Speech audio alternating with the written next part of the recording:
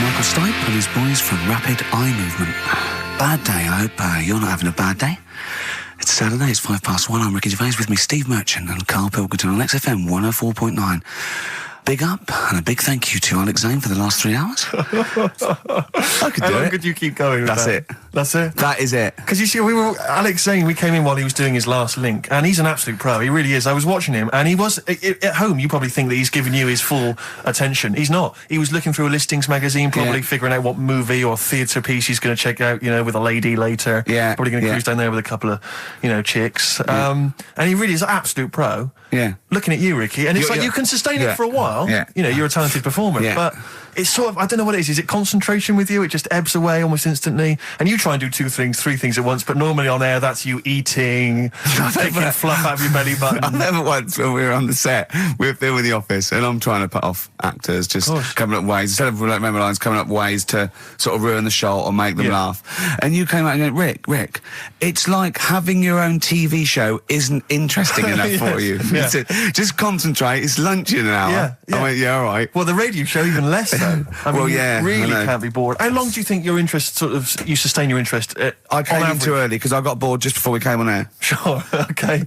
I came in too early. I got to stop getting the cabs quite early. Yeah, so you're bored now. I think I've got to get about 1:55, and then I think that'll last me till about 1:30. Again, as he was saying that, he's not giving you his attention. He was kind of leaning back. He's put his feet up now on the desk. I've got to be comfortable, haven't I? And this CD rack's in the way. Sure. Well, you get yourself comfortable now. Get yourself settled. And then sort of... Because a lot of people will move the... There's the microphone moving now. That's the squeaking going on. You've broken the CD rack. You could actually, of course, you could move the CD rack by getting up and moving it. No, that's too much effort. You've got to try and do that whilst angled on the seat. I'm nearly laying down. It's almost horizontal. It's the most you can get. Well, I'll tell you what. I don't know what those listeners are thinking of what Steve Merchant say, but don't believe a word. All right? Oh, nice. Classy. Yeah. 5 minutes past 1 o'clock on XFM 104.9. Ricky Gervais, Steve Merchant, Karl Pilkington. A retro cut there, Thin Lizzy. Don't believe a word on XFM 104.9. I'm Ricky Gervais, with me Steve Merchant. Bubba-doo-boo. Who's that over there? It's Carly Pilk Boys.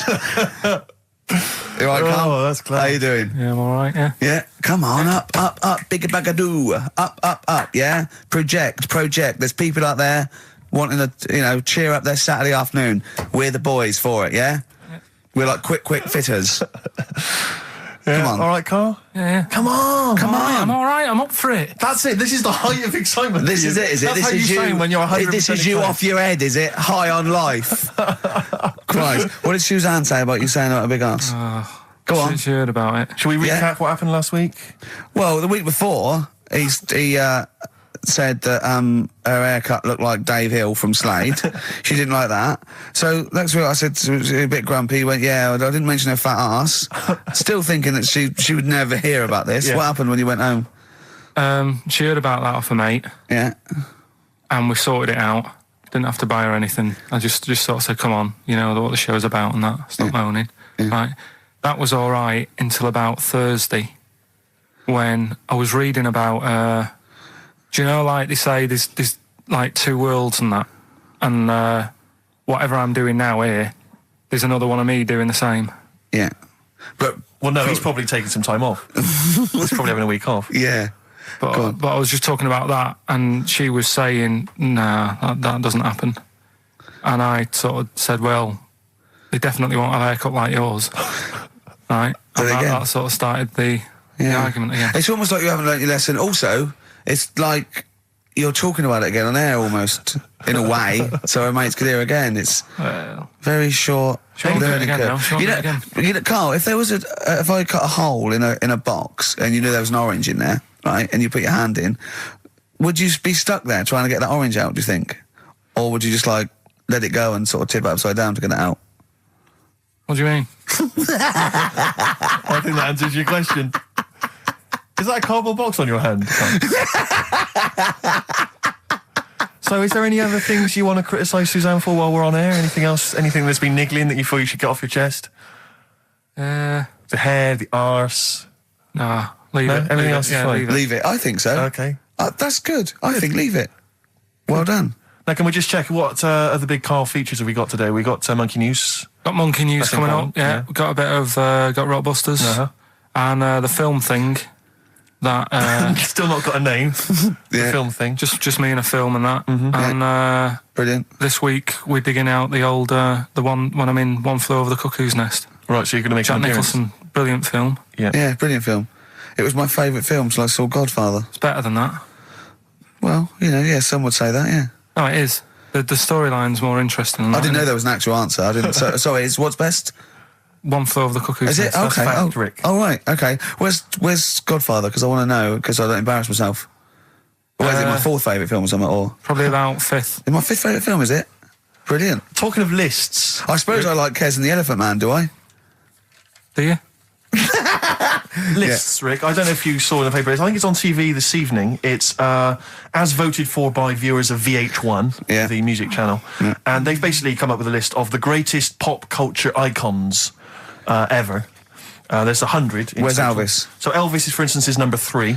Jimmy Dean in there? James Dean is in there. I think he's a bit lower. Let me see. He's number 22.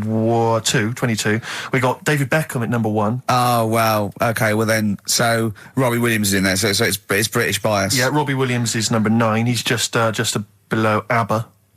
Oh, okay. 8. But interestingly, this is of interest to you, I think. Number 66. Yeah. The Office. That's all right. Well...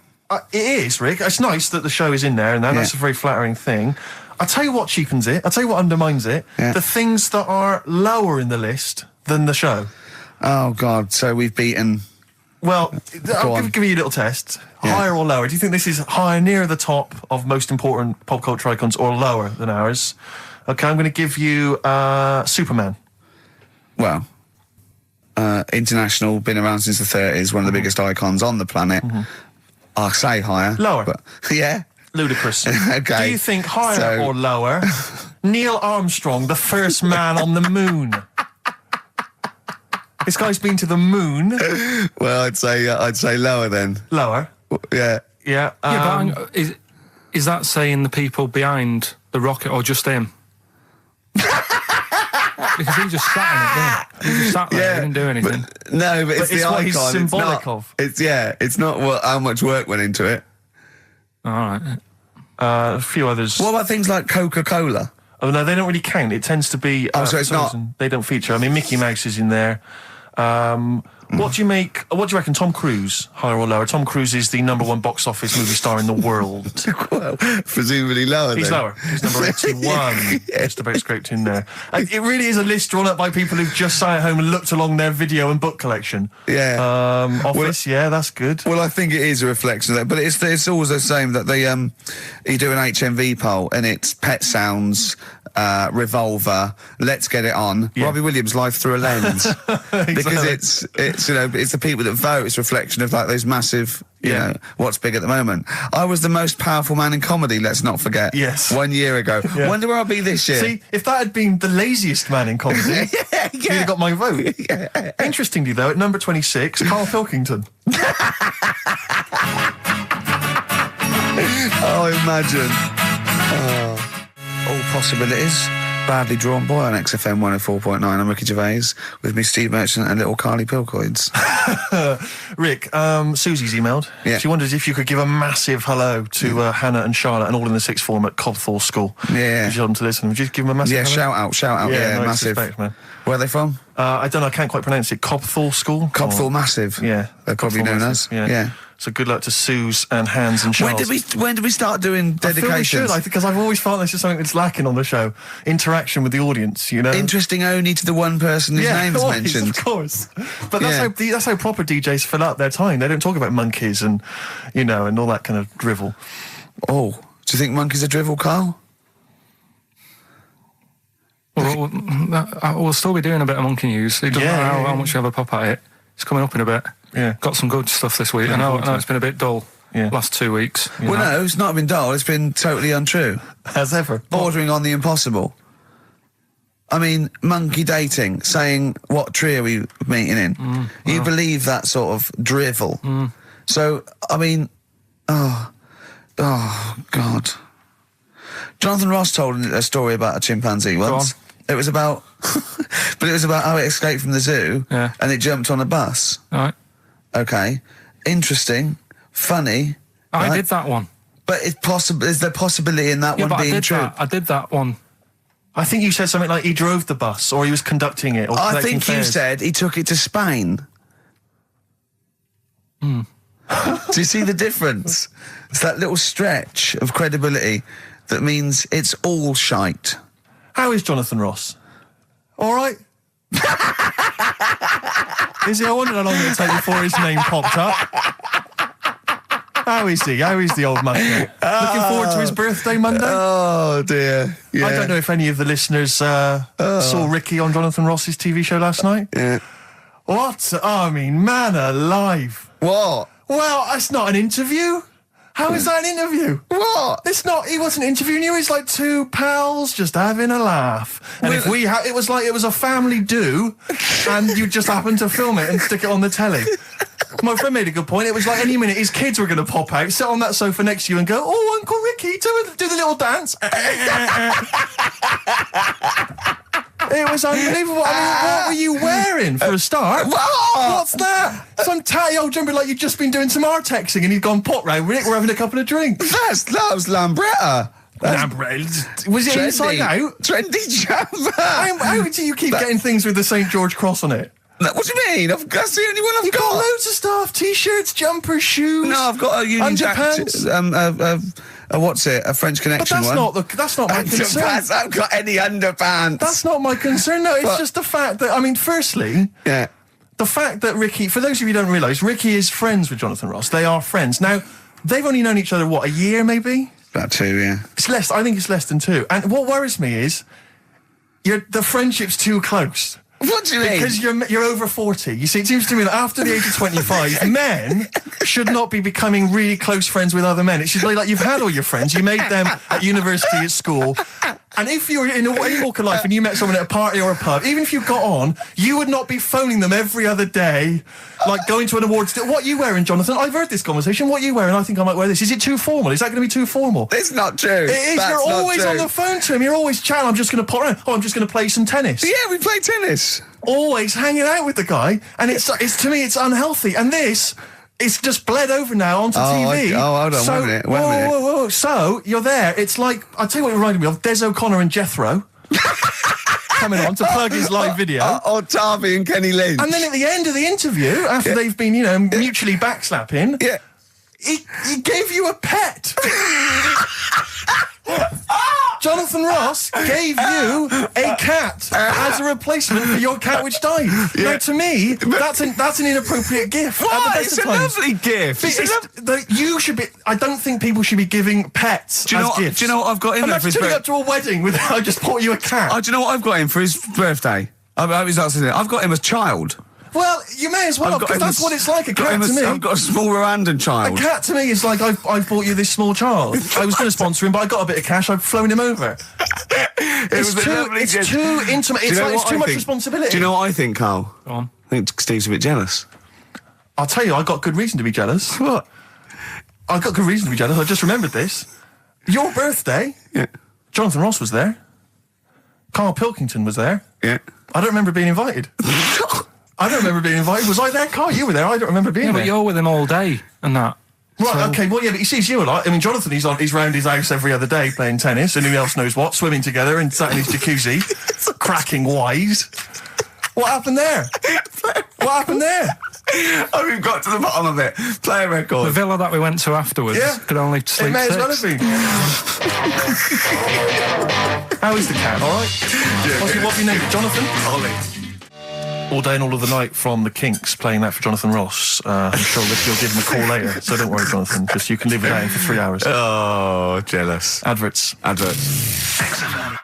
Hey, Outcast, XFM, 104.9, Ricky Gervais, Steve Merchant, Karl Pilkington. It's that time, isn't it?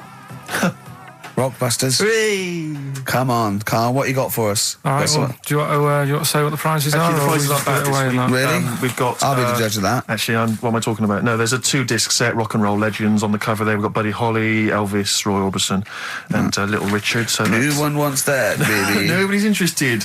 Nick Cave and the Bounties, a DVD. I'm a Nick Cave fan and I wouldn't watch it. No, you'd watch it once at most when there's nothing on. Knowing Me, Knowing You. No, I mean, Nick Cave's good, but when do you watch rock DVDs? Know me, Knowing You, great series, obviously, but once again VHS. on VHS. Who wants it on VHS? Where are all the bonus features? Absolute pointless The only so thing far. that's half decent is this enormous hardback League of Gentlemen book, which is the scripts and all sorts of other stuff. If you're a League of Gentlemen fan, you'll love it. If you're not, I guess it's a good Christmas gift. If you're not a League of Gentlemen, there's nothing in this for you. No, exactly. So... So, you can either enter for the hell of it. A pile of rubbish. What's the show? Well, not as bad as the competition, I suppose. So, go on. Well, you know how it works. Cryptic clue. It's not really cryptic. It's usually wrong. Kind of is. Yeah. Right. So the first one, there's 3 of them. You get them right, you win the stuff. First one. I'll get them close. I mean, because you could win this if you got one right, possibly. If you go to Chepstow, you will. Was that a clue or is that a point? Is that something? That's a clue. Right. Say it again. If you go to Chepstow, you will. And what are the initials? Just S. Just S. Right. Second one. E.T. is upset. What's up with him? All right. E.T. is upset. What's he upset for? What's wrong with him? All right. Different. So not cryptic, so go on. M.E. The initials there. N-E? M. M-E. M for mother. M.E. All right. And the third one, I had a tape with Jesus. Imagine Bob Holness doing this in the gold run against the clock. Right. I had a tape. No, I had a tape with some up. I had a tape with like Humpty Dumpty on it and Hickory Dickory Dock and that on it, but I've broke it. All right. Constantly listening it to trying to figure them out. Trying to solve the crime. Exactly. Who pushed Humpty? Yeah. The initials there, B.R. Right? So, first one, if you go to Chepstow, you will. The initial S. E.T.'s upset. What's up with him? Yeah. Right, what's up with E.T.? I don't know. What's up with E.T.? E.T.'s upset. What's up with E.T.? Yeah. The initials there, M-E, is that right? Yeah. Yeah. Let's go through that one more time. Yeah. If you go to Chepstow, They're you like might. jazz questions. Yeah, exactly. Just free form. Exactly, yeah. E.T.'s a bit upset. What's that? Hey, dude, what's the matter, man? And I had a tape with like Humpty Dumpty on it, Hickory Dickory Dock, stuff like that. Doesn't work anymore. What's gone on there, right? What's gone on there? B.R. First time we said, well, you broke it. Well, I broke it then. Is that important or not? Yeah. I broke it. And so it's B. B.R. Okay. Right. Okay, well, you can text if you have a mobile phone. So everyone, there's no excuse to not take part. 83 XFM is the text, 83 XFM, or the phone number. No, we're not doing the phone, obviously. We don't I think I know what the B might stand for. And otherwise it's ricky.gervais@xfm.co.uk. We'd love to hear from you.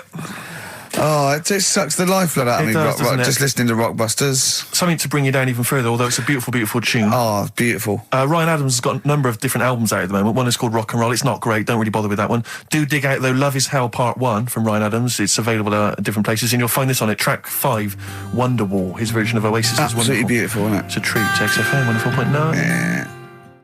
Ryan Adams from his new album Love Is Hell Part 1. That's his version of Wonderwall. Rick, I know what you normally enjoy, about 20 to 2. Some ads. You love them. Fortune Faded, Red Hot Chili Peppers on XFM 104.9. You, of course, don't ever take the tube anywhere, Rick. No. You haven't done that for years. No. Take cars everywhere, or you walk. No. Or you get a lift from Jonathan. But me, I'm still forced to take the tube, which is also very embarrassing at the moment because of You're those not forced posters. to take the tube, are you? I am. What do you mean you're What forced am I, made of money? Well, you could How walk. else am I going to get about? You could walk. What? You can drive. Why don't you buy a car? Oh, yeah, driving into the centre of town? Congestion charge, are you paying that? Are you a fiver? Hey? What do you think of that, Carl? Hey? Oh, yeah, because he's Mr. Flush. He's Mr. Lavish with his cash. Well, no, I've moved in close, haven't I? I'm not moaning about it. I walk everywhere now. Well, good. Yeah. There's Something I'm pleased about for it. you. Yeah. I'm I pleased for moaned you. about it, but then I sorted it out. But you're always whinging anyway. Let's not get on to you, Carl. It's always you. Yeah. So, What's up with Steve today, do you think, Carl? Oh, what's going on? He's having a go, isn't he? it's not helping those posters being on the tube of us. That's not helping. I don't know if you've seen those posters. You'd obviously don't go. I saw the. Yeah, I haven't seen one or two, but everywhere I go, I'm stood next to one. I can't avoid it. Yeah. I'm on the tube waiting. I look around. I go, it's us again. And it's so embarrassing because it looks like you're stood next to it deliberately. But I can't browse in HMV now. I went last week, and you keep coming up to pictures or cardboard cutouts of Brent. Right? Yeah. And I was in a bookshop, and I was looking at there's a big almanac of comedy, right? And I was just looking through it, just browsing, like killing time, and there was a picture of me. And just as I started looking at this right up at the office, I tapped on the shoulder. It was one of the words there. Said, "Do you mind signing some script books?" So she saw me looking at myself. Yeah. And I wanted to go. I just turned to that page then. Yeah. I was in a bookshop looking. There was a big book on sitcoms. It was like the A to Z of sitcoms or something like that. And I genuinely was looking up other shows because it was about other comedy shows. And I was looking something up. Guy that I knew came up to me like that. And I just started I'm just looking. Robin's Nest. Where's that? Birds of a Feather. I just got because it's like I'm interested in comedy before the fact I got in comedy. So I will buy a book on comedy. Exactly. Yeah. But on the tube, it's really awkward because it's like it's everywhere I walk, they're kind of around the corner, so you don't sort of expect them. And then I'm sort of running now from kind of corridor to corridor, pillar to pillar, to avoid being stood next to this picture, in case I look like someone who stands next to this picture, trying to get recognised. Imagine that. Of course, Carl didn't want his little round bald head on that. Yeah. But I was on the tube today, and sometimes you can't help but overhear a conversation. Yeah. And this one woman, there was two friends, they were sat there, and one woman said, she just said, I must tell you this. I was in the pub last night, and Dave called, and I said, Dave, he said, I can't hear you. I said, Dave, it's not, he said, I can't hear you. So I held the phone up so he could hear all the noise in the pub. That was it? That was the anecdote. That was the story. And I wanted to lean over to her friend and say, unless this woman has given you a kidney or saved you from drowning, do not be friends with her. Break up this friendship. She hasn't got anecdotes. Because what's that? And I've got acquaintances like that where you speak to me, get cornered at a party, this is the person who has not got anecdotes. The anecdotes, they're not stories. That's it. It's like you're expecting for something else to happen. Never does. Well, I was with Danny Baker yesterday. Oh, yeah. He's a brilliant bloke. First time I met him, and we got on like a house on fire. Put his number straight in your mobile. Well, we've exchanged numbers because he's got some great anecdotes. You had to delete mine because you only got so many. I might write with him because he's funny. He did this thing, and it was absolutely brilliant. He's doing he wrote a documentary, and he's a great guy. He's funny as well. You know what I mean? It's this. I tell you what, it's the showbiz friendship. That's what I loathe. I think it's the fact that like somehow. You're sort of because it's like you haven't got to go through the formalities of making friends with someone because I respect your work, you respect mine. I'm a funny guy. You've seen my work. Let's be friends. Yeah, of course. Yeah. And it's like, it's a horrible kind of icky sort of. Listen, Steve, me and you are going to stay in touch, whatever. So I mean, probably not my birthday this year, but next year, sure. We've known each other 7-8 years. Yeah. So come to that one. Yeah. Well, do I need to wear the waiter's outfit again? Oh, God. Oh, dear. Yeah. PIMP by 50 Cent, or 50 Cent, as I call him. XFM 104.9. I'm Ricky Gervais, you're Steve Merchant. There's little Karl Pilkington over there. All right? Yeah, not bad. Listen, Oh, he's perked up. Yeah.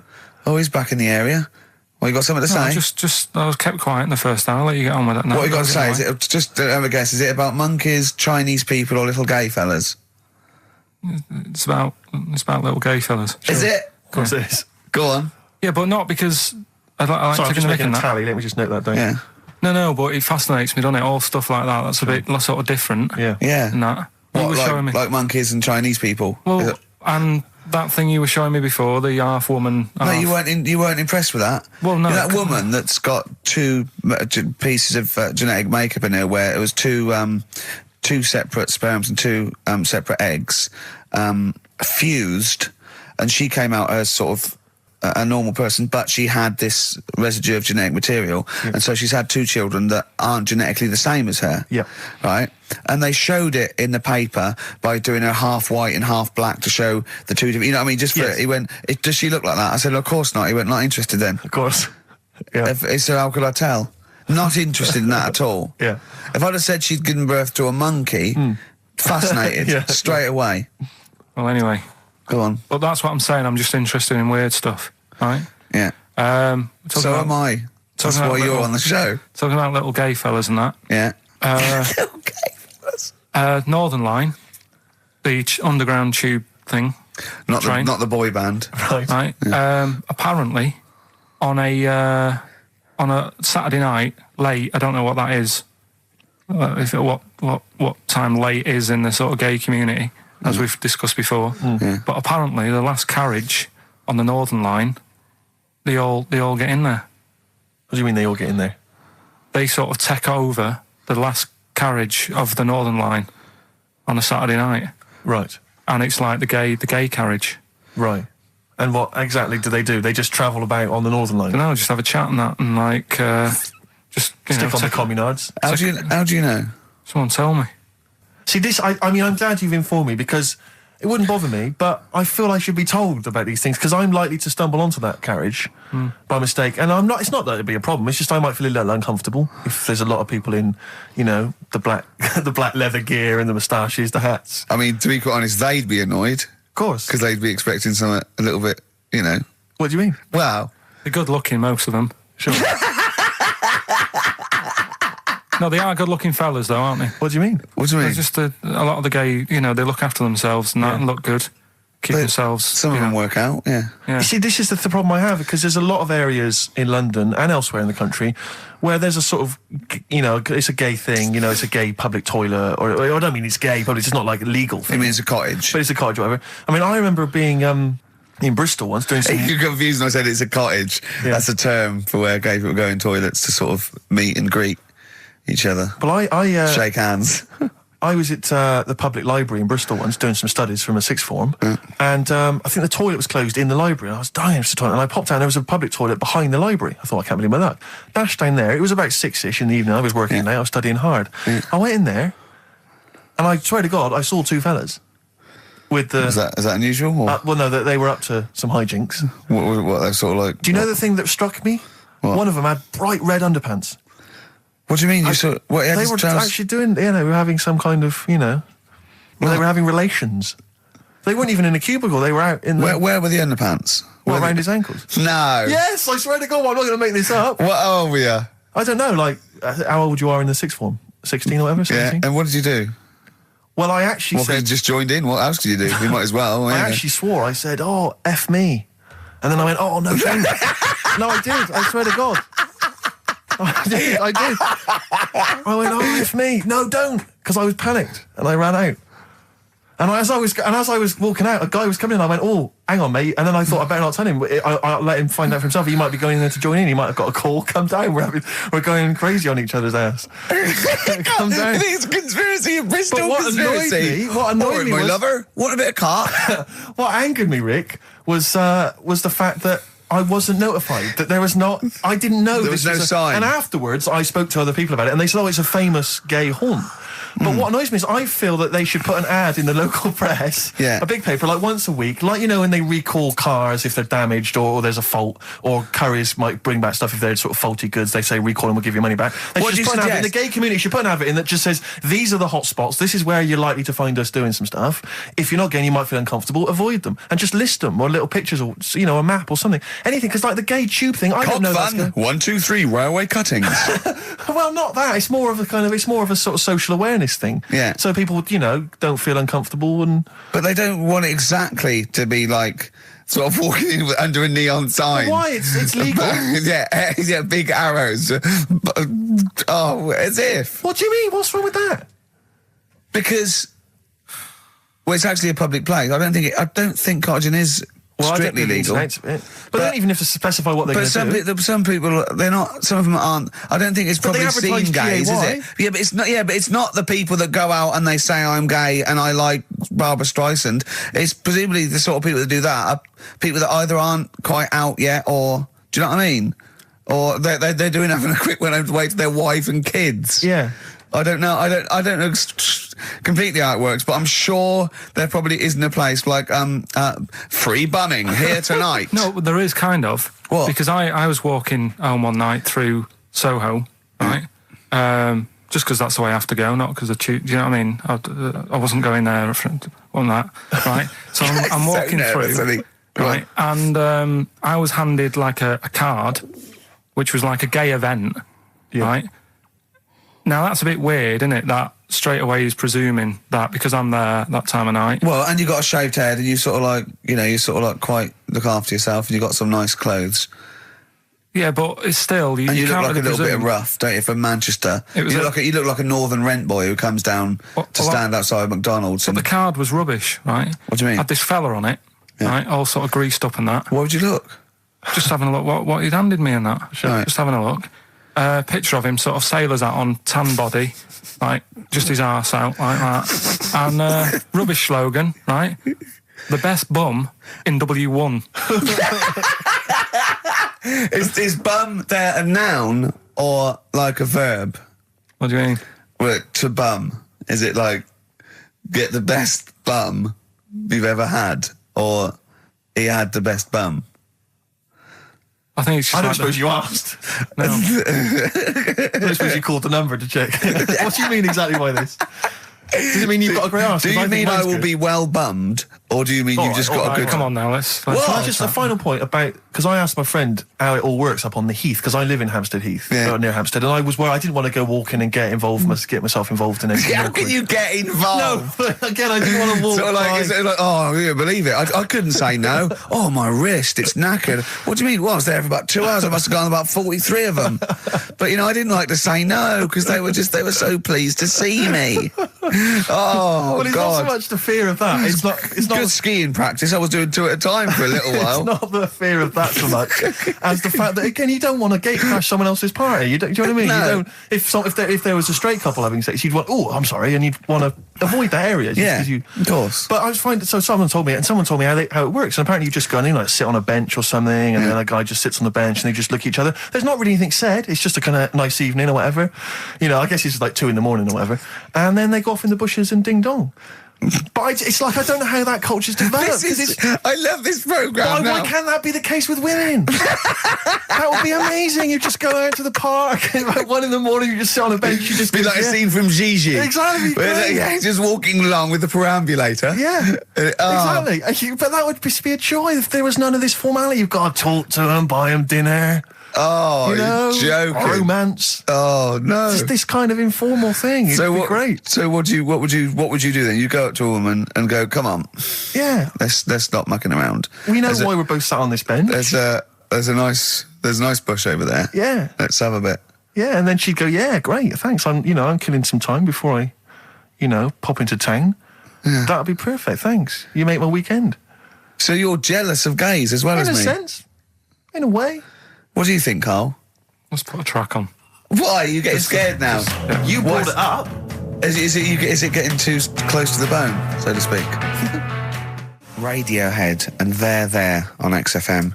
I'm Ricky Gervais, with me Steve Merchant and Karl Pilkington. I was talking to my dad the other day. He was saying he lived in Bristol, and my family lived in Bristol, and so they can't really listen to the show. And he said, I was thinking of buying your grandparents a digital radio for Christmas, so they can listen to your show. Imagine them listening to that last link. About you? And then me seeing them at Christmas. Steve, you never told us you saw 2 blokes bumming. Yeah, and then what's that about you jacking off 30 men? Exactly. You've got to say no, lad. I know you're a nice fella, but just because they want relief, you're not the man for it. Oh dear. They dear. must be so proud. Yeah. Rockbusters. Yeah, they'd be loving this, right? 3 clues were, first one, if you go to Chepstow, you will, right? The initial was S. That was sea horses. All right? That was the answer there. I'll give you that. That's fair enough. I'll give you that. E.T.'s upset. What's wrong with E.T.? What's wrong with him? Yeah, right. The initials M.E. Yeah. What's up with him? He was Missy Elliott. All right, Elliott. Doesn't count at all. What? Doesn't count at all. Missy Elliott. You know what I mean? What's wrong with E.T.? What is that with him? No, just let him explain it. Sorry, Carl. Do it again. I wasn't listening. Do it again. Elliott, yeah. Yeah. Who's in E.T.? Yeah, we'll just do the clue again. All right. E.T.'s upset. So he's looking a bit sad and that. What's up What, with E.T. him? the extraterrestrial? Yeah. Yeah, go on. Right, and his mate, Yeah. who's in it's called Elliot. Yeah. Right, he's upset. What's up with him? Well, he's Missy Elliott. Missy Elliott, what's she got to do with it, though? I don't understand. No, the way you'd say it, you say, "What's up, E.T.?" and it'd go, "Oh, Missy Elliott." Why would he Missing- mention her? I don't understand. Was it a thing in the film? Missing. She wasn't even around. Missing? Oh, Missing Elliot. Oh, no. Oh, that makes sense, Carl, but she's not called Missing Elliot. It's meant to be about rock stars, though, isn't it? Missing Elliot, isn't it? So it's meant to be about rock stars, isn't it? It's just cryptic, though, isn't it? Cryptic clues. Oh, no, that's not cryptic. That's shit. You. Right, the third one. I had a tape, and it had Humpty Dumpty on it, and... I love when he says Humpty Dumpty. Yeah. Humpty Dumpty. Hickory Dickory Dock and that. But the tapes broke. Yeah. That was BR. Buster Rhymes. Say that again, I dozed off. Sorry, I don't understand. What do you mean? Who's the winner, Steve? No, it doesn't. No, do you mean busted? Buster. Well, it's kind of like that. Cryptic. No, it's not. No, cryptic doesn't mean change it, so it's not the same. Steve, who's the winner? We got loads of right answers, so... It's interesting, this email system, weird, it flashes up suspected spam. If it, spam is that stuff that gets sent around the internet. Yeah. And it flashes that up if it thinks it's going to be a spam email. And every time it comes in with a Rockbusters answer, it just says suspected spam. In a sense. In a way. Let's give it to Catherine Jakeways from Hackney. She's got those answers. Rubbish, absolute rubbish. Talking about your parents listening, Carl was in Heat this week, and they mentioned that he does this thing on Sky. What is it? It was this thing with Richard Bacon, some programme about watching telly, and you just talk about what you're watching and that. And he was annoyed because he said because his parents are there, and so he's not doing it. He's not going to turn up because they mentioned it in Heat. And so his parents might watch? Yeah. Why are you worried about that? I don't like them watching stuff, do I? I told you, it dates back to when I did Little Donkey at school. Sure. I don't want people watching me. What's that? Just renew us on Little Donkey? What happened? It was just, I was there to play the drums and that in We Three Kings. I was loving it, I got a bit carried away. How old were you? About 13. Yeah, right? really? Probably. Yeah. About 10, about 10 probably. Yeah. 6. Between 6 and 13. How old were you? What school were you at? Okay, you were playing Little Donkey. Yeah. So, and, No, but it was one of them schools where everyone sort of was in the same one. Do you know what I mean? Oh, a Manchester school. Just the one classroom. Well, it's like sweeping chimneys in the day and then 1 hour of learning. What are you talking about? What school were you at? Was it infants, junior, or secondary? They didn't really do that. It was one where... What do you mean? You did that. They still have to abide by the laws of the land in Manchester. No, but it was a lot more like you had infants, but you also had like the older lot. There's kids there who, when you're in the younger year and that, you'd see kids and you go, talk English and use terms that people do when they're talking about schooling. I don't even want to talk about this. No, how old were you? What? Oh. I'm guessing maybe 6 or 7 or 8. So you went from 13 to 6? Yeah, but like I say, it's hard to remember because... Imagine if you were giving evidence in a trial. Yeah. Oh, yeah, I don't know. Yeah. I mean, I don't know. I can't really narrow it down other than 7 years either way. Theoretically, he could get called up for jury service. Right, you're on... White Stripes, hardest button to button on XFM. That's a frightening thought that you came up with before the break.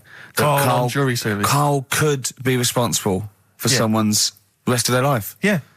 Because jury service, that applies to anyone. Anyone could get sent the form. I think you're obliged to go unless you have a really decent reason not to.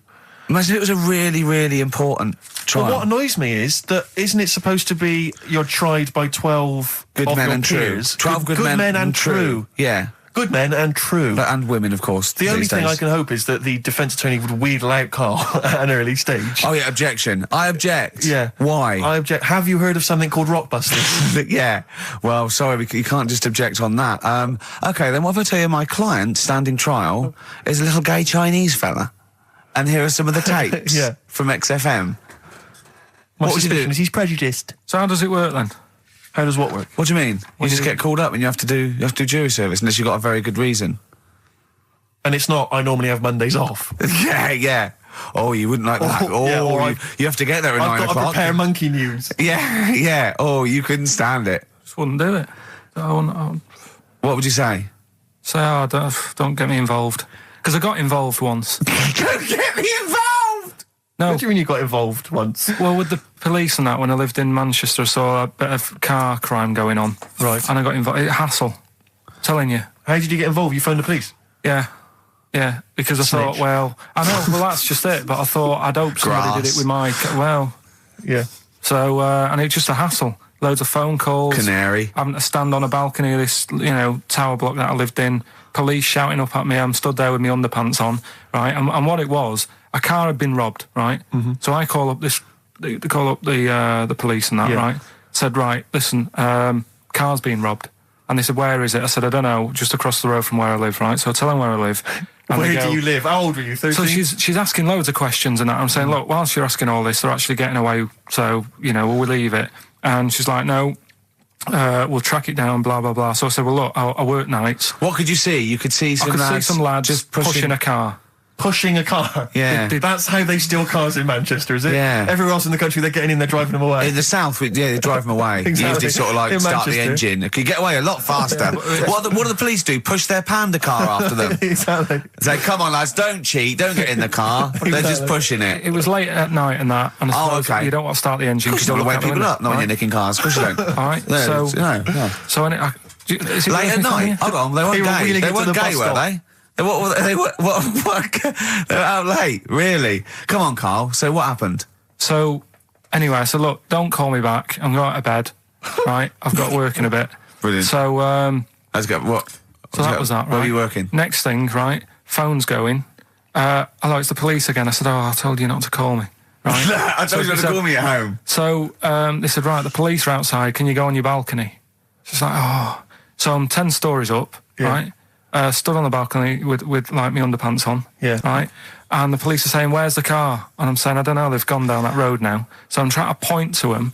They're shouting up, saying which road and all that. And I just thought, why did they get involved? Yeah. I don't think they found it. No. It was hassle. The blokes were pushing it too fast. Exactly. They were in the next street by now, weren't they? This don't get involved. Don't get in. After that... Imagine him being on some sort of trial where it's like some sort of mob affair. Yeah, gangland murder. Imagine him going into the witness protection. The police just explaining to him, your new name is Jeffrey Peters. Why can't I be called Bruce Wayne? Well, no, Mr. Pilkington, listen. Imagine that. Do you know what witness protection is? Oh, go on.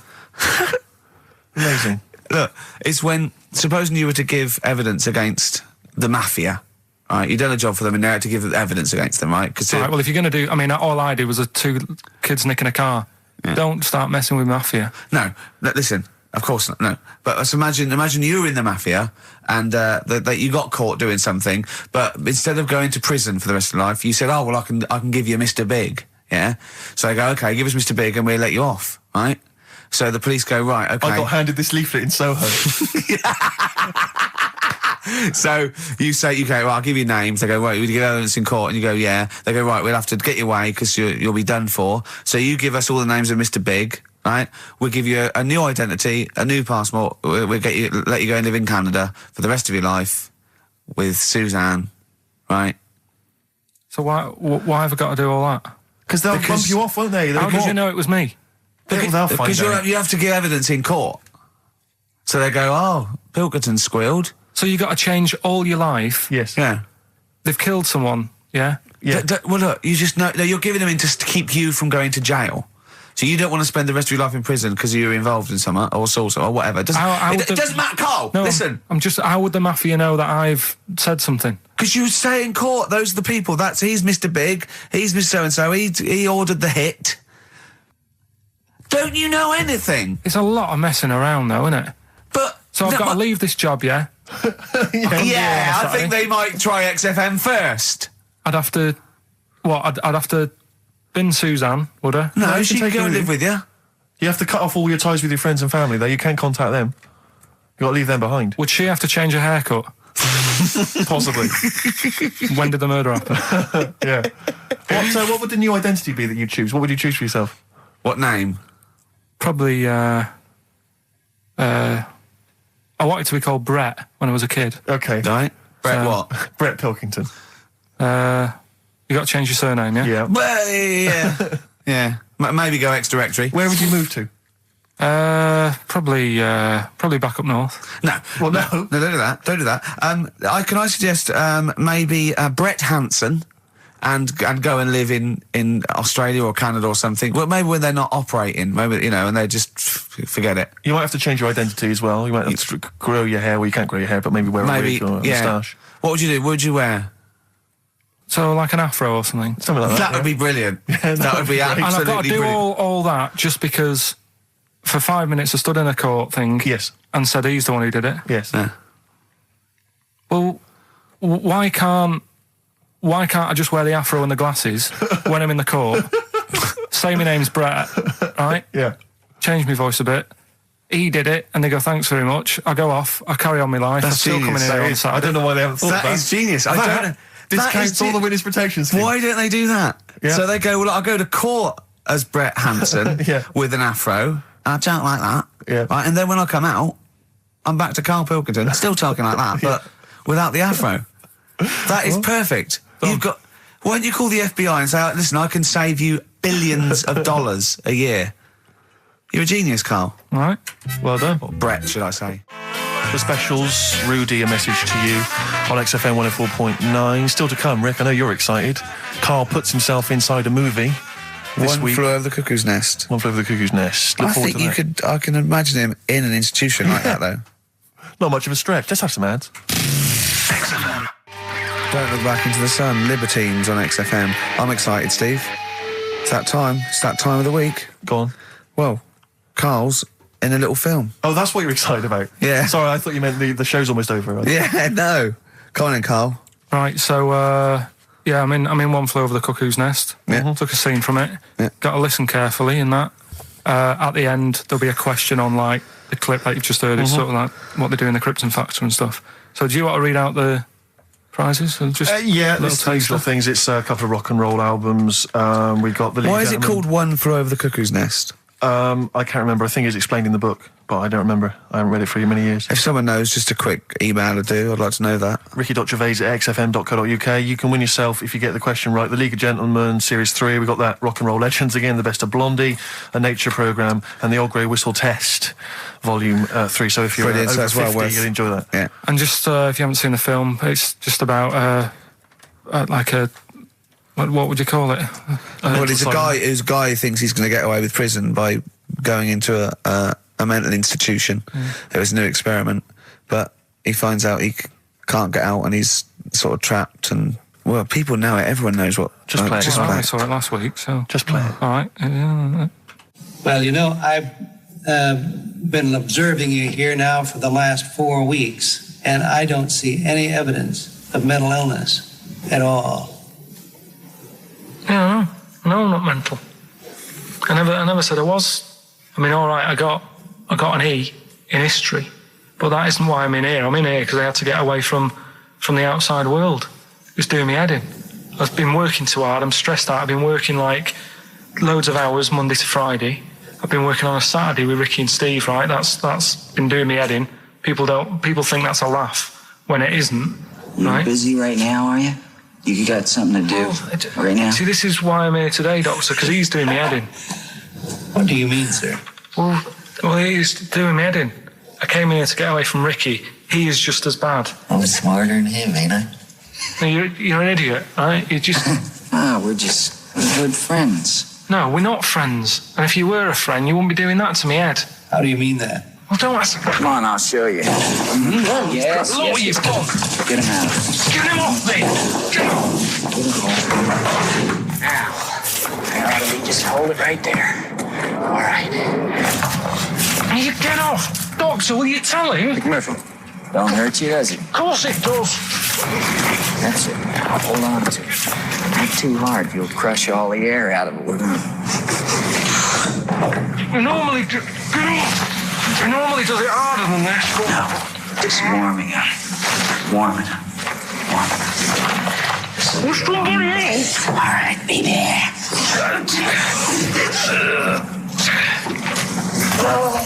Get off! See what I mean, Doctor? That's what he's doing every day. The state of this. I don't know why you do it, because it's not as if you're going to crack it open.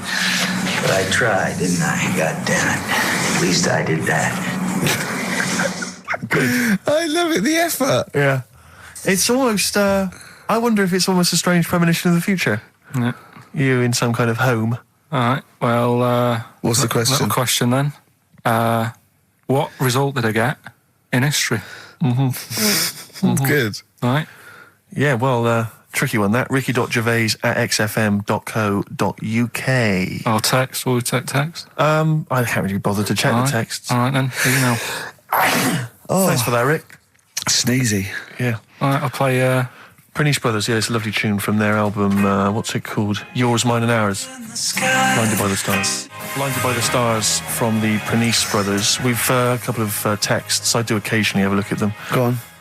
We've had one here complaining. It doesn't say who it's from. It just says, wow, really clever homophobic material. Genius. Switching off, idiots.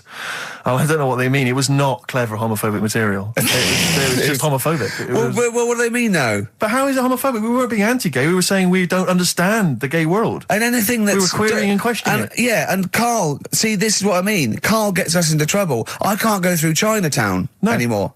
It's not really a town, though, is it? It's not really a town. It's more of a novelty street. Novelty street with restaurants. Yeah. But I can't, and when we sort of like talk, we get tarred with the same brush as him because the man's an idiot. Yeah. But we often say that. We are not homophobic. I don't think Carl's homophobic. He's confused. He's interested. He's got nothing against Chinese people. He's got a little theory that they don't age well. And these are the sort of things that come across, I mean...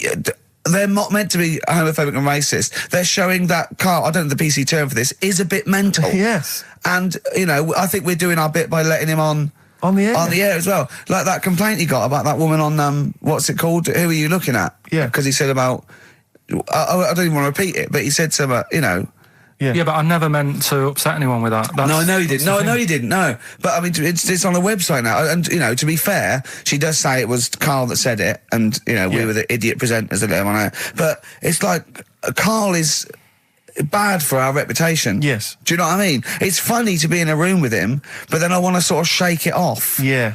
And I don't know what to do about Guilty it. by association. I know. What have you got to say for yourself, Carl, for some of the stuff you come out with? What have you got to say? I mean, I know the answer. It's absolutely from the heart and genuine... ignorance. and confusion and interest. You haven't got a malicious bone in your body. Well... Towards but, me, yes, but yeah, other people. But again, he's just honest with you. He says... don't repeat what he says. No, don't repeat it, just leave it. But it's not as bad as some other things. But he says, remember you just say that when you first met him, he looked a bit hard, but you got used to it. Yeah. Now that's from the heart. That's like him sort of like being honest and nice, but he doesn't know what that... And we can take it, of course. Well... What have you got to say for yourself? I haven't got anything to say, really. I mean, there's been other weird stuff going on in the week and that. Go on. No, I might as well talk about it next week because we're wrapping up. All I'm saying is I talk about what's gone on. Yeah. Have we got monkey news? Have we left monkey news behind? Monkey news, come on! What happened? You can't offend monkeys. I'll tell you what is annoying. What? Steve's told me about a film that is about a monkey going off with a woman. The Charlotte Rampling thing where she... It's a film called Max Mon Amour. Yeah, she has an affair with a monkey. Go on. Yeah. Oh, what happened? You wouldn't like it. We can't go into it. You wouldn't like it. You wouldn't like it. It's not like it's weird and you wouldn't... Carl, it's not like a nature programme where he wears a bowler hat and can talk. Okay? The nature programmes that you've seemed to see. Yes, I'm trying to think. I haven't seen that one. No. Yeah. Come on. Do monkey news. Well, monkey news this week. Play the jingle. Oh, chimpanzee, that monkey news, you Right, it's about this monkey that was knocking about in the 1950s. Right. It was known in the sort of LA area, right? And apparently, again, I haven't really checked all this out. I've just picked up bits that look interesting. Yeah. Wore a golden mask and like a cape and a leopard skin belt and stuff, right? So people didn't know that he was a monkey. Of course they didn't know, yeah. They thought it was this bloke who's going around and he was helping out crime situations and stuff. Right, you're an idiot. So this disguise, that you see a 3'6" bloke with arms the length of his body. No, but that's the funny thing, right? They sort of thought, it's a bit odd, he's stocky, yet extremely flexible. Yeah, and hairy, because he only wore a white mask and a belt. And a distinctive jawline and stuff. And then, right. apparently, like, he used to sort of get to his... Nothing we say gets through, does it? You've decided you can picture this monkey going around solving crimes, and it's... telling you. Let him finish the story. Time's running out. So it sort of get to its crime by, like, swinging from the trees and stuff. Of course it would, right? yeah. But people just thought it's a normal fella. Of course. then what happened was, This is the bit that's going to annoy me, isn't it? he helped some fellas out, like, you know, and for a reward, they were like, do you want some money? You know, you've helped save our lives during a crime and stuff. Do you want some money and that? And he just went straight for the shopping bags, got a couple of bananas and apples, right? And as he was bent down, looking into the bag, getting the bananas and apples, they pulled his mask off. Little monkey. So he wasn't allowed to work for the police anymore? It ended there. Sure. Weird, isn't it?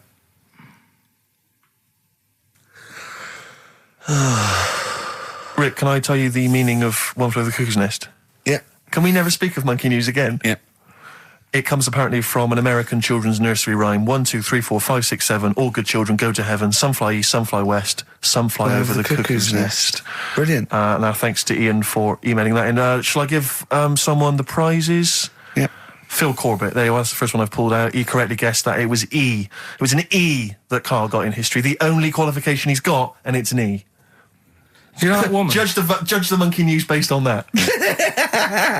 Go on. That woman who went out with the monkey. What? It's a film. It's a film. It was Charlotte Rampling in the film. I don't know who played the monkey. Did she have any kids?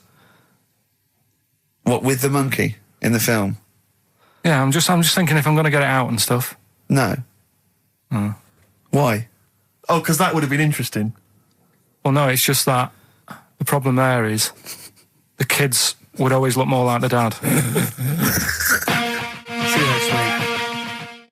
Have you ever read the White Van Man column in The Sun, Karl? I've seen it. Are you familiar with this? This is where every day in The Sun they interview a guy who drives a white van, just, you know, in order to get the kind of voice of the man on the street in the paper. And he has to answer, or just give his opinions, really, on events that have made the news each week. There have been huge rises in street crime, especially muggings and carjackings. What's your view there? More youth clubs are needed, aren't there? You think more youth clubs? I like that. No? Okay. I like that because it's so 1950s. Yeah, it's sort of like you want a bobby on the beat that'll clip you around the ear. So once they've come out of national service... Yeah! No, I love that. And if you find someone smoking a wood bomb, you make them smoke 50. Yeah, exactly. Oh, this is great. That is great. Did you used to go to youth clubs? Yeah. And they kept you out of trouble? You used to get into a fight afterwards when Sure. you came out. But for the sort of hour and a half you were there? You had a bit of pool and some boxing and Yeah. a bit of pop. Yeah. So more youth clubs, that's good. I love him. I love him. If you're at home, just make notes, because this is brilliant stuff. Honestly, you won't hear more honest, from the heart Exactly, stuff opinions. than this. This is great. Go on. This is not pre-planned. These are your direct responses now. as you hear I promise you, Karl did not know what we were going to do. He never knows what we're going to do, and he always answers honestly. That is the beauty of Karl. What is your it's not view- an act. these. What is your view, Karl, on New York's former mayor becoming Sir Rudy Giuliani? Sir Rudy Giuliani. Is he happy with it? He appears to be pleased with it. Let it go ahead. Fair enough. Okay. Go ahead. Oh, he's genius. Okay. Is he happy with it? He's like your nan. Yeah. What do you make of a cat that's been cloned in a secret 2.5 million research project? To find out what? If What, they to can clone clone it? cats, yeah. Have they had to hurt it? Sorry? Have they had to sort of hurt it to do that? Have they had to hurt it? Yeah, or is it just scraping its tongue for some stuff? I think the cat's fine. The point is that they're cloning another creature, which is potentially very dangerous. Have you seen that film where they bring Hitler back? That cat. What if that cat turned out to be a world dictator? Exactly. What do you reckon of No. cloning generally, Karl? You concerned about it? When they're cloning for organs, I you don't know, think- they just grow them for the, you know. Do you know what cloning means? Yeah, it's when you like make something else that's the same, isn't it? Right. Yeah, I mean, it's not going to do any harm. Okay. And Great. And finally, When you on the World Council. yeah. Finally, what do you make of some city workers who were caught bonking in the glass lifts of the Lloyd's building? What do I make of it? Yeah. Is that a problem for you? Do you think that's unprofessional? Was it the lunch break or? I think it was lunch break. With their own. All right. It's their own time, I think, fair enough. It only takes 45 seconds to go from the bottom to the top. Is that a problem? They moved quickly. They acted, you know, on instinct. Do you think fair enough? If that's their natural instincts and they're both consenting, you think fine? Yeah. Okay. Thanks very much, Karl. Thanks very much, Karl. Karl, Right, we'll Steve, have more of Karl's world-weary opinions next time on the show. Now it's time for White Van Man. White Van Man. Yes, for explain those, what it is. those that don't buy The Sun, they think it's beneath them. White Van Man is a column they have, I think, every day, actually, and they just get sort of some, you know, Joe Public to kind of comment on the week's news. Just seemed to me, you know, that it might be interesting to get Karl's views on some of the big events. Not because we think that Karl hasn't got a valid sort of viewpoint. Because Karl sees the world differently to some people. That's all. And that's what's interesting. You know, like an artist does, or exactly. Yeah, he's very bohemian in his outlook. Yeah. Do you feel that you're up to scratch on this week's news? I don't like this bit. Do you? No, just relax. Why not? It's pressure. No, because you just have to give us your first opinion. For your honest answer, that's all we've ever asked of you, Karl, and it's all you've ever given us. Your honest, your first from the heart view, yeah? All Don't right. worry, just relax. Just chill out. Are you worried that people are listening and thinking you're an idiot? If my girlfriend's listening now, go and have a wash or something. Go and have a wash. Not very nice, is it? Is it the opposite of Napoleon and Josephine? Yeah, go on. If you're going to visit me again, Josephine, for Christ's sake, wash. Well, I'll ease you in with something fairly easy, a music-based question. Kylie Minogue versus Dido as Queen of the Brits. What's your view there? Go and have a wash. It doesn't really matter, does it? It doesn't really matter. What doesn't really matter? With the Brits. I was watching it the other night, and I think Kylie will be a good-looking old woman. Do you ever do that? Sort of I want to, Steve, I want to celebrate with you. Every time he opens his mouth, it doesn't matter. I want us to open a bottle of champagne. I know what you mean. Do you know what I mean? It's sort of like we did that. Yes. No, do you go on. do that though? Look at people, and another person who springs to mind, Jenny Powell. I don't think she's that good looking now. Who's Jenny Powell? Is she that girl that used to be the assistant on Wheel of Fortune? Yeah. John Leslie? Yeah, I think she's a bit over the top for a young woman. But when she gets older, I think she'll look... Be a bit of a stunner. Okay. So for you, Kylie Minogue, whereas you don't feel that about Dido, is that right?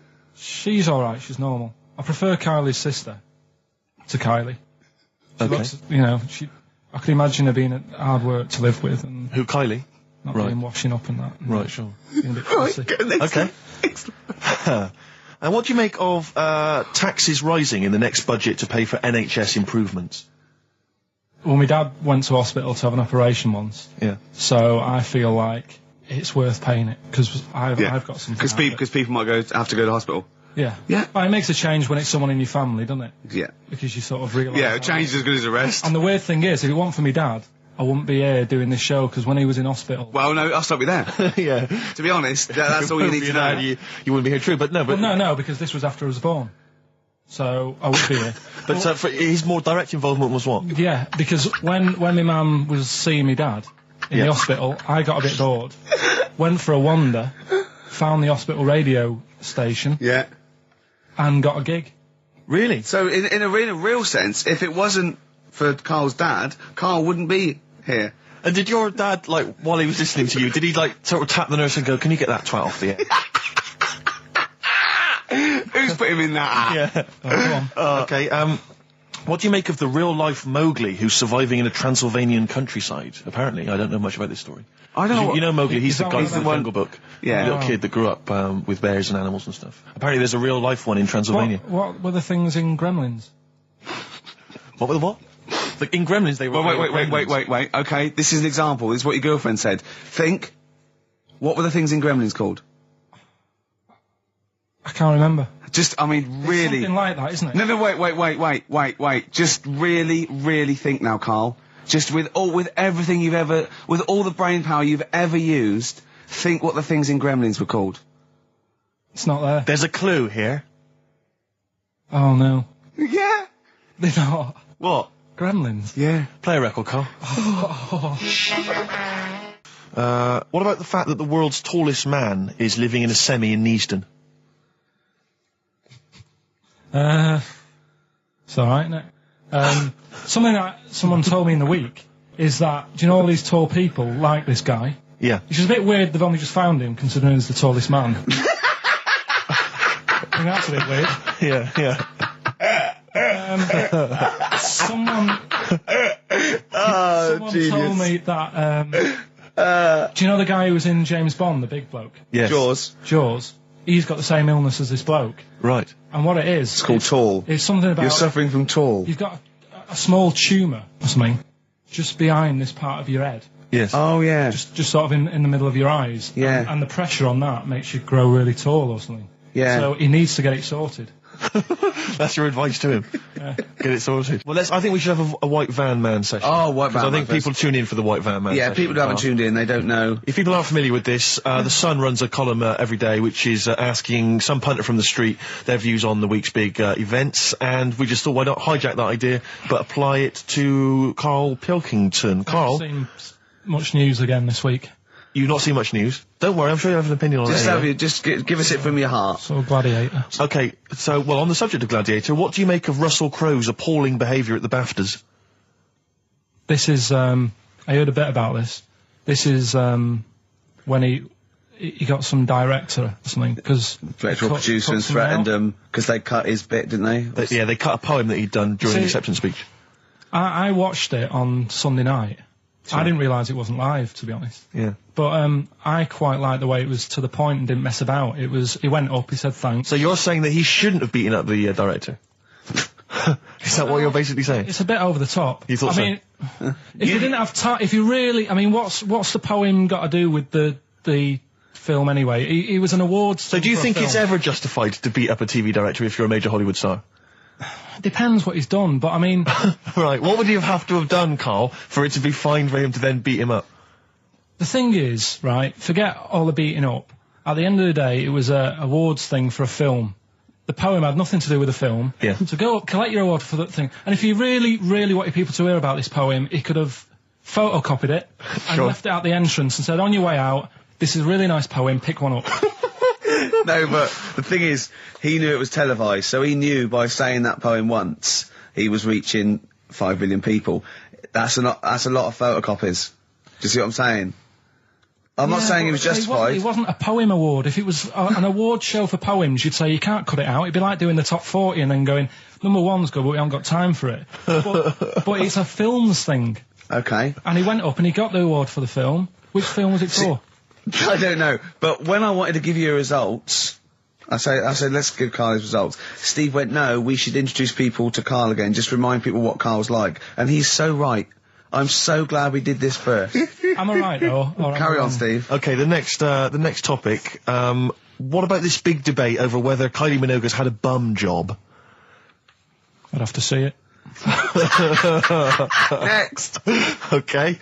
Anyway, Karl, look, let's have a little quick session of White Van Man. For those that don't listen to the show regularly, The Sun, as you know, has a section called White Van Man where a member of the public gets asked their opinions on the week's big political and social hot potatoes.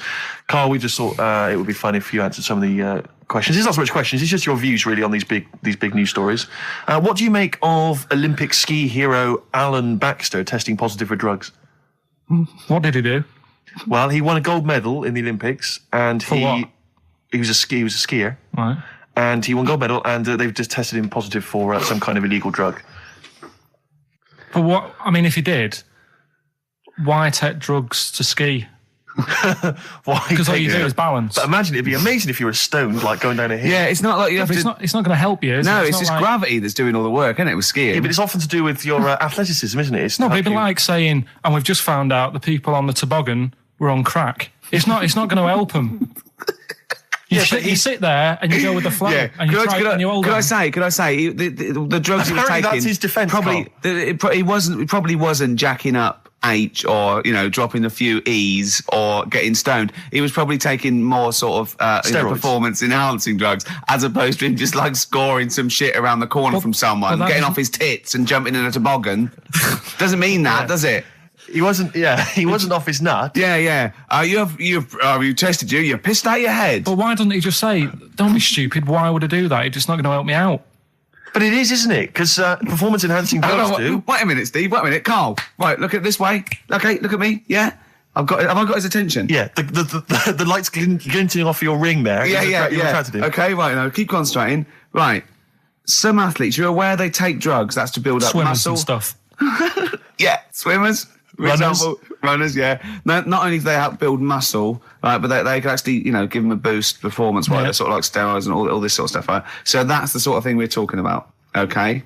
Right. So again, he wasn't on a bong would that help before. You? What? Why would that help you when all you've got to do is balance on skis? Not when you're at the Olympic level. Yeah. There's a lot to do with your body and your legs. It's practice, isn't it? It's like if you've skied for years, then you've got good balance after a bit. Oh, do you know what, Carl? Do you know what? You've made a mockery of drug taking. Well done. Right, next one, Steve. I hate this. Okay, what about the fact that the pension crisis is going to force Britons to work into their 70s, Carl? You might have to carry on working into your 70s before you can claim a pension. I think it's a good thing. Because you see a lot of old people who look bored. Okay.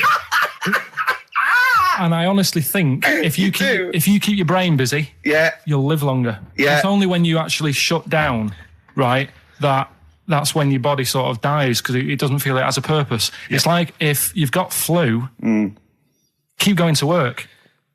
If you have a day off, you just feel worse. You'll mope about at home. Doesn't do you any good. What about where do you draw the line there? What if you say lose a finger? Pop into work?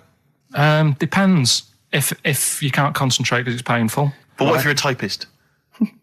You're not going to type as many words, but you'll do more at work than you would having a day off at home. Sure. Okay.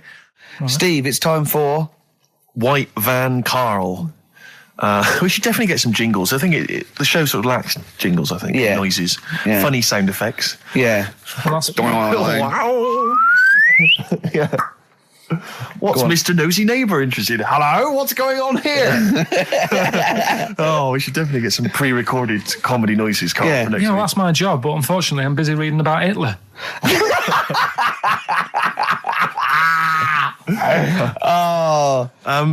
For those that don't know and aren't familiar with this feature, basically The Sun runs a White Van Man column where it asks just people who, every men and women, their views on news stories from the week, and we decided we'd just ask Carl his opinion on some of the same issues.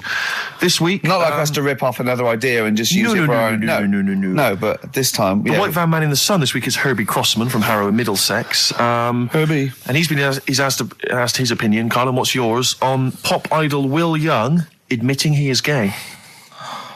Come on, Carl.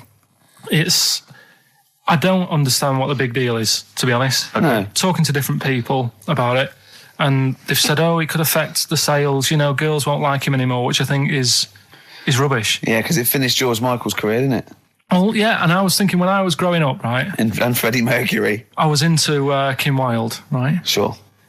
Now... And her kids. You're not going to tell me she's gay, are you? No, but if she was, if they said, she's a leather, right? I wouldn't say, right, that's it, I'm taking kids in America back to the shop, I'm disgusted. Sure. I liked her. Yeah. I don't think I'm ever going to meet her and marry her and that, so what does it matter? Yeah. Will Young, he's a good voice, he's gay, a lot of gay people in the world. Georgie boy was gay, I guess. There you go. Nothing more and nothing less. The kindest guy I ever knew. So Do you Bowie? No big deal. That's one of your favourite songs, isn't it? Brilliant. Killing a Georgie Parts 1 and 2, isn't it? Yeah. Okay, what do you say to the fact that a judge has decided that we, the general public, have a right to know about stars' flings? Basically, this is an excuse. This is basically saying, should papers be allowed to print tittle-tattle about celebrities? Oh, this is... Providing it's proven true. Oh, this is something about, isn't it, a Division 1 football or something? It definitely had a Premiership football had an affair. And it is true, but he's trying to keep privacy. And the judge said, well, it's not for us to censor the press over things that are true. Right. It's up to the general public to either boycott or not, that publication. What do you think, Carl? What about all this, exposing, going through the, the bins of celebrities? It's not right, is it? But people are interested in it and buy the papers to read it. Do you know what I mean? I mean, like I said to you the other week, everyone has a go at Beckham for not being that bright. But at the end of the day, he's a good footballer. It doesn't really matter what goes on off the pitch, does it? Do you know what I mean? Yeah. Express 2 featuring David Byrne, Lazy, XFM 104.9, 1:45. I'm Ricky Gervais. Steve's got The Sun. Yes, we're just going to be doing White Van Karl, where we ask Karl the questions The Sun asked some other bloke. That's right. Because we think Karl's got more to say than anyone on anything. Yeah. Karl only tells the truth, by the way. Just remember that, listeners. Off you go. Yes, well, today's White Van Man in the Sun is John Slade. He owns his own door maintenance company. His answers are very informative, I have to say. But, Karl, what do you make of the Channel 4 producer, aged 30, who duped a school into believing he was a teenager for a documentary? Are you familiar with this story? No, go on. Well, basically, a 30-year-old guy kind of fooled the school into thinking he was a pupil for a secret documentary. The school's outraged. Do you think that that's, for you, should anything go when it comes to making TV? I think I've said to you before, there's loads of kids at my school. I remember being in the first year, and kids who, what year do schools go up to? I was in the first year. What is it? 11. 5? Oh, sorry, first year of infants and juniors. No, secondary school. 11. Right, year 11. Kids have beards and stuff. No, not year 11. They're 11 when they first go to secondary school. Right. Well, I'm 11. The kids at the older end. Well, there's a fifth form, and then there's you can leave when leave when you're 16. I think, can't you now? Right. Well, kids who were 16 looked old. They did have beards. I remember going there and thinking some of them were teachers. I think he's answered that. Next one. What's the next one? Tattoos and everything. I think they're kids in the earlier years even. What do you make of the fact that Mariah Carey's £38 million payoff has cost EMI staff their jobs, and we're talking 1,800 EMI staff who have lost their jobs? What do you think of that? Yeah, I mean, is that silly money, Mariah Carey, on 38 million? She doesn't need that much. She doesn't need that much. She has to dress nice, though. It's not her fault. I'd say it's bad business. Okay. Because EMI, did you say? Yes. Right. They've got rid of them staff. Yeah. Mariah Carey's left. Who's going to do the work? Do you think Mariah should come back and do some temping? Well, they should have got a loan and paid her. Okay. Do you know what I mean? Vicious circle, that. Right. Have you done a business degree or anything? Commerce. You did commerce. Where did you do that? What did you do with that? At school, I'd learned how to fill out a cheque, pay a bill, and I think I had a trip round Kellogg's. Did you get an O level or a GCSE? We know he didn't. You know, I did. But was there a commerce exam, or was it just a division of Can't maths? remember. What did he fill out a Was check? it a subset of It maths? was an option. It was like, if you want to do it, you can. What was it? Fill out a check. Fill out pay a check, bill, Pay a bill. have a visit round Nip round Kellogg's. Kellogg's, and I saw my sister's boyfriend there at the time. He sorted me out with some variety packs. Really? What was in them? You know, Rice Krispies and Good stuff. Cocoa Pops? Space Dust or whatever it is. Space Nuts. So, sorry, that wasn't Ken Dodd, no. No. That was someone else, was it? That was an aunt. That wasn't Special K. Oh, dear. What about this then? Home Secretary David Blunkett admits that muggers rule some streets. Weird this, because when I was out with you... I don't believe it's going to be weird, whatever you say, No, Carl. when we were in that pub that night and we got talking about muggers and that, the tip is what I tend to do, because I nearly got mugged once. Act mental. You what? You nearly got mugged once? I nearly got mugged. Yeah. But I tried this technique of acting a bit mental. Right, and how did you act mental? Well, this guy wanted me trainers. And I was in Piccadilly Gardens in Manchester. It was quite late one night. Mm-hmm. And he come up, he said, I want them trainers. I said, you want them? I said, I worked hard for these. I said, how dare you come to me asking? And I got a bit livid. And he looked at me like, oh my God, he's got a right one here. And he left me. Were you acting mental or were you just mental? No, I put it on a bit. Were you not petrified though? Well, you don't think about it, do you, when you're sort of in the eyes of danger? Well, not you. Clearly, you're a brave man. So, what did you say? I just went a bit mad. I just kind of, because he said he wanted the trainers and they were dear ones at the time, and I just, no, you're not having these. So I've crafted you. I said I wanted these trainers, yeah. And went on to tell him how I work at printers and I don't enjoy it, and I put in all these hours and that, and I have to cycle home for about 5 miles. And did he give you his trainers? Yeah. Did he have a knife or anything? I just left. No, it didn't get that. Didn't get that violent. Well, that's very brave of you, Carl. Yeah, it's that's good. Good advice, though. Just act mental. See, what's it? Should have tried it the other night. Oh, Liza Minnelli. Yeah. Well, she says, I've worked hard for these diamonds. Yeah. Not easy being the daughter of Judy Garland. You don't know what it's like. You know a lot about paying bills and writing out checks. Yeah. Tell us about Kellogg's. What was it like? What was in the factory? Was it just like squashing bits of corn? Pretty boring, really. Just loads of conveyor belts, boxes of cornflakes everywhere. Just what you imagine. Yeah. So is it more, this is where you might be working? This is where you're likely to work? Possibly. There was 2 trips. There was that and the trip to Manchester Evening News. Okay. And I left that early because they had a job in Cordon Bleu. In Kellogg's? Cordon Bleu, what's that? It's like a supermarket.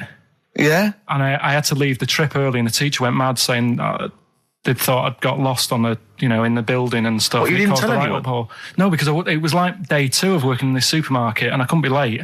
I thought by the time I explain where I've got to go and everything, I'll be even later. Sure. So I just left, and then apparently they were searching the building and everything for me. Oh, were you? Stuck in a printer. Don't know. Stuck in a printer? I don't know. What was the printer's name? You worked at a supermarket called Cordon Bleu. Yeah. Cordon Bleu. Brilliant. That's great, isn't it? It's rubbish. Oh. Got sacked. What'd you get sacked for? Messing about in a back in the car park round the back. Yeah. Right, there was a grid, and all the concrete had gone funny. So when it rains, you got like a big lake. Oh yeah. Right. And I got in. Do you know those big metal trolleys you get to like put all the food in whilst? Oh yeah. And I got in one of them and pushed myself out into this lake of cement. No, of water. Full of water. Because it'd been raining. Right. And I got stuck in the middle, right? And the boss was like, "Where's Karl? He's meant to be doing, facing up the beans."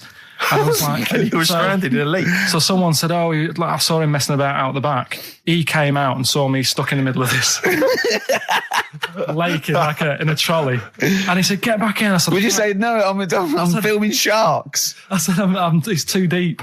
I can't get out. You'll have to pass me something." And he said, "I'm not passing you nothing." He said, "You can get out of there and walk through it." I said, "I'm not. I've got my trainers on, probably the same ones." Yeah, you've risked your life for them. Yeah. I said, "I'm not getting these wet." He said, "What are you going to do?" I said, "I'm going to wait for the water to go down the grid." He said, "The grid's blocked. Now get out or you're sacked." I said, "Well, I'm not getting out." He said, "Right, you're sacked." Right, well, it's time for White Van Man, which is where we ask Karl the questions that the Sun asks someone else. Exactly. It's an article in there where they ask them, typical man on the street, the big questions of the day, gives them their platform to the nation, and we think this is just too good to let out because we only care about one person's opinion in the country now. That's true enough. He's the K-man, and there he is. There he is. Right. What do you make of New York's ex-police chief saying we need more bobbies on the beat? He's come over here. He's the guy that sorted out crime in New York City. He's come over. He said, "You're going all over the place here. You need more bobbies on the beat, more policemen, a visible police presence." There was something last week about some copper in London who was sat on a bench, and he was asleep or something. Oh, yeah. And people were like outraged because like he should be looking after England's people, not nodding off on a park bench. Which is a bit daft because they were shouting he should be looking after England's people. Was this the 16th century you went back to? What do you mean he should be looking after England's people? Wherever he was, if he was in like a park somewhere, they were like really annoyed because he was asleep. But sure. He was probably undercover. No, but the thing is, if there would have been any trouble, I'm sure he would have woke up. Yeah. If there was any if someone needed help and he screamed, he would have woke up. So I don't know why they were having a go at him. Yeah. And he might not have been there at all. So, it was, so he probably have his radio turned on, didn't he? Yeah. Listening to Heart. So you're not concerned then that there's not the crime's going up? I think there's enough. I see quite a lot of them whizzing around. Okay. You're happy then? Yeah. As long as you're happy, Karl. So you don't think it's too much crime? No. Just the right amount of crime? Yeah. What about the fact that new gambling laws give Blackpool the green light to become a British Las Vegas? What do you make of that? Are you a gambler? Little bit when I go on holiday, like going in the arcade and having a little flutter. Sure. What's your favourite? I have a go on the fruit machines. Yeah. There's a good one called The Simpsons. Right. Is that your favourite? Yeah, it's quite good. Is that a tie-in with the TV show The Simpsons? Yeah. Okay. Will they make Blackpool the next Vegas? I don't think so. No, nor do I. Can't see it happening. No. You been to Blackpool? Yeah. What was it? It's a bit rank.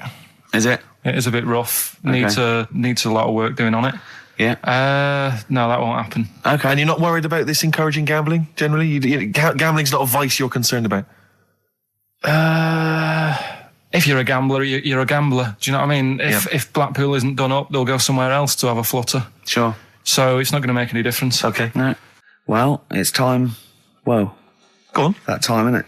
Yeah. Play the jingle. Yeah. White Van Man, Karl.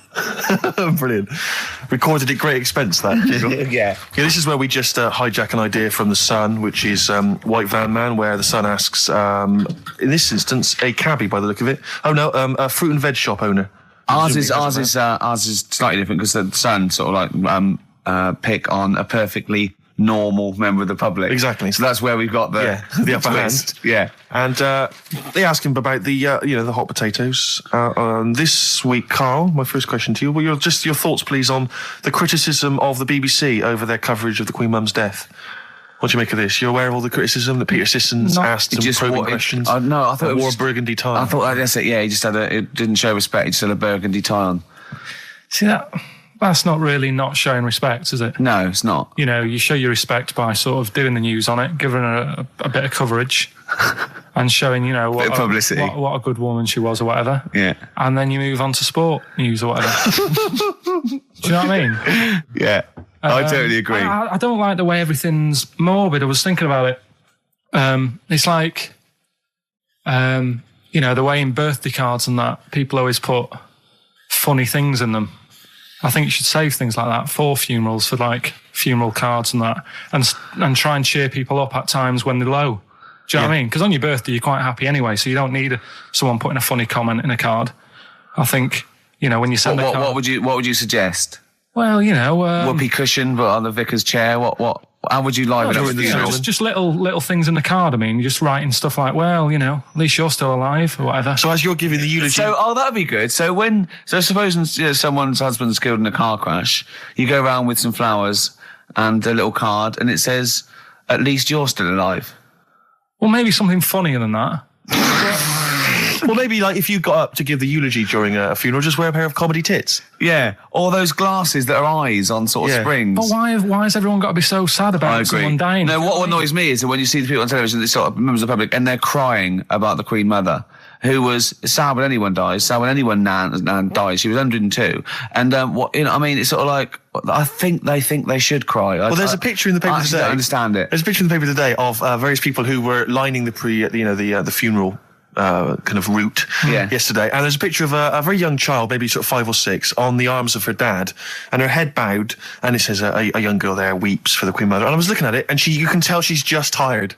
Well, she's just tired and bored. It's so transparent that it's not crying. It's most just people what are we cry doing when their here? nan dies. Exactly. You know, it's sort of like. But what is a 5-year-old girl going to be? Why is she going to be crying? The Queen Mum said, I can't believe it. Yeah. Teletubbies? No. The Queen Mum.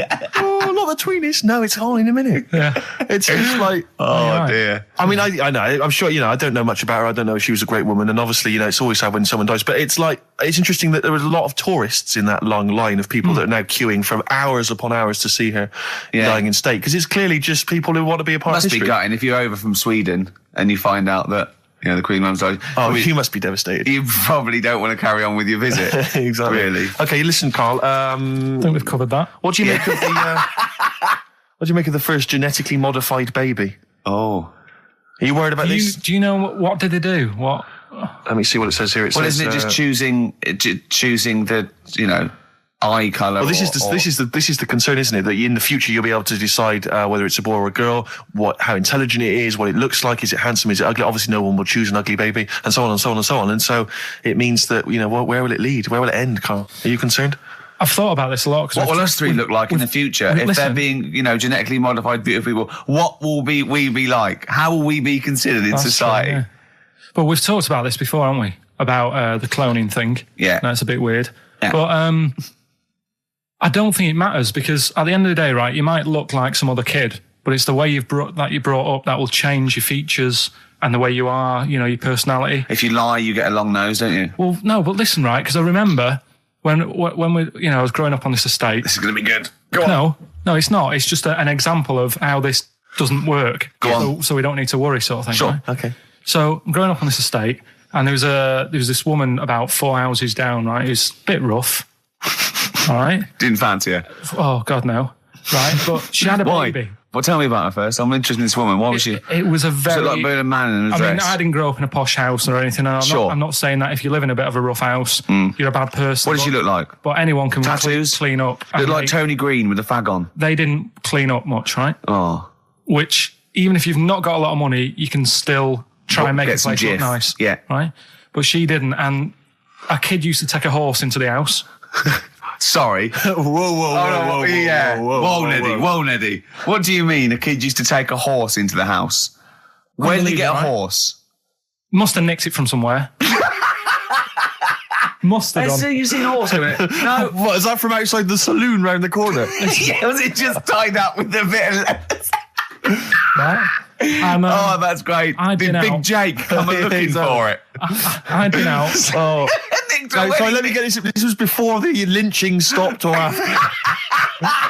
Where did he get a horse from? What do you mean he must have nicked it? His mum said, where'd you get that from? I bought it. All right then, but keep it out of the kitchen. I don't want you going Catlin rustling. Where did he get a horse from, Carl? And how long did he have it for? Was he leading it or riding it? Mum, open the door, I can't stop. I can't stop it. Open the patio door as well. Looks like we got us a runaway. What do you mean? I don't know, but the thing is they couldn't afford to buy one because they're not cheap. So I'm just guessing. Maybe that's wrong of me. But I think... He had a horse? Yeah, right. So that's why the family didn't have any money. They'd spend it on the horse. No, I don't think, that's what I'm saying. I don't think they would have bought it. So anyway... Yeah, it's wise to whisper, Carl, in case they're listening. Yeah. And they could be in the room next door. It's not buying it, it's keeping it as well. Oh, so I was like in the car with my dad coming into the avenue, and you used to have to drive down it to turn round and, and you know, sort of go back to our house. You had the traditional method of transport. Yeah. And the horse was in the lounge. Reading a paper. Just like walking around. Oh, God! What? And when I was doing, I tried to earn myself some money once by flogging little flowers in plastic cups. What? This is genius. It just keeps coming. What do you mean you're trying to flog little flowers? What do you mean? Wait. Let's play a record. Let's play a record and come back to this, because it's always going to just unravel and unravel. It's going to go for hours. Let's play a track, deeper Carl. and deeper. It's like an onion, isn't it? We've created a whole world here where there's a man living with a horse. Just walking around the lounge. I come from the West Country. I've never heard anything like that. I just think of a big sort of like orange carpet, and it's got a rediffusion telly, and this horse going, I'm fed up in here. Exactly. This is really... I am not taking the rubbish out again. Yeah. Right, play a record. Let's have Velvet Underground. We've got that lined up. Oh, yeah, the classic from the first album. I'm Waiting for the Man. Let's come back to the horse in a second. Little flowers in pots. What do you mean? Well, that bootleg's going under the name of Nothing, Miss Jackson, I think, by Meats and Poultry. So there you go. I do love these bootleg things because they're so pointless, but they're so enjoyable. Yeah, it's great. It's fun to do. Yeah, exactly. They're great. But not as much fun as White Van Carl. White Van Carl, absolutely. Do you want to explain the premise? Well, we take the Sun asks someone else and asks Carl. It's as simple as that. The Sun have just taken a normal person. We flipped it. We're going to ask Carl the same questions about the week's news. Yeah, just basically your opinions, Carl, as ever. What do you make of, well, obviously the big news, David Beckham's broken foot? Is this a big concern for you? No, I mean, he's sad. You know, it's sadder for him more than anyone because, you know, to like be in the World Cup is like the main thing for him, isn't it? Yeah. But he's still a young lad, and I don't think he'll give up. I reckon he'll still turn up. He'll be all right. And yeah, good luck to the lad. You know, I like David. I'm not going to slag him off. Voice words. Yeah. He says that like he knows him, like he's popping round for drinks later. Yeah, like we tried to stitch you up. Go on. But obviously yesterday, was it yesterday? I think maybe Thursday. The Sun printed a big picture of David's foot and encouraged everyone to touch it at midday, because hoping that this would somehow, if we all thought and prayed together, somehow that would help his foot heal. Do you believe in that? No. Any belief in that? No, you're going down the old like Ura Geller route, aren't you? Sure. I know, it's stupid. Yeah. I'm sure. I mean, it's nice effort and everything. It sort of cheers everyone up. Hold on, you believe in ghosts and warlocks and licking toads? Why is that any more stupid than all those things? It's not going to work, is it? All right, fine. It's rubbish. Okay. What about this then? There's apparently now available £1.5 million apartments available on an exclusive ship which sails around the world. Yeah, it's like what do you make of that? It's a huge thing, and you live on it, and it's. I mean, in theory, how big is it? It's mental. Do you know it's like huge a town centre. Do you know how like people said that the Titanic was the biggest ship? Was that only then? They've got bigger ones now, haven't they? Yeah, a lot bigger. Oil tankers are much bigger, and. Yeah. No, but actual liners are big. Yeah. It was the biggest then. Yeah. Because my mum told me that there was one that was that big that it had like rough areas on it.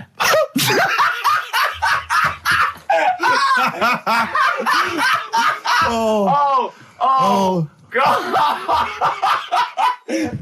Don't go starboard. Oh God! No, but do you know what I mean? Great. It was like we're thinking of moving. We're seeing the captain. We're thinking of moving to a nicer area. Oh yeah. I've heard they're very rough in aft. Oh God! Oh, they steal your tyres. A ship so big there was rough areas. Oh, how big is this one that you're talking about? Well, I don't know. It doesn't give me the specifications here, but they're huge. They're huge. In theory, I mean, it's that thing with it's obviously marketing, but they're going to solve the overpopulation crisis, where soon we'll all just be floating around the sea. Yeah, I can see that. The Shining on XFM 104.9. We're doing White Van Karl. Got another one there? Well, it's just your thoughts really on the Queen Mum's very British send-off that she was given this week. Yeah.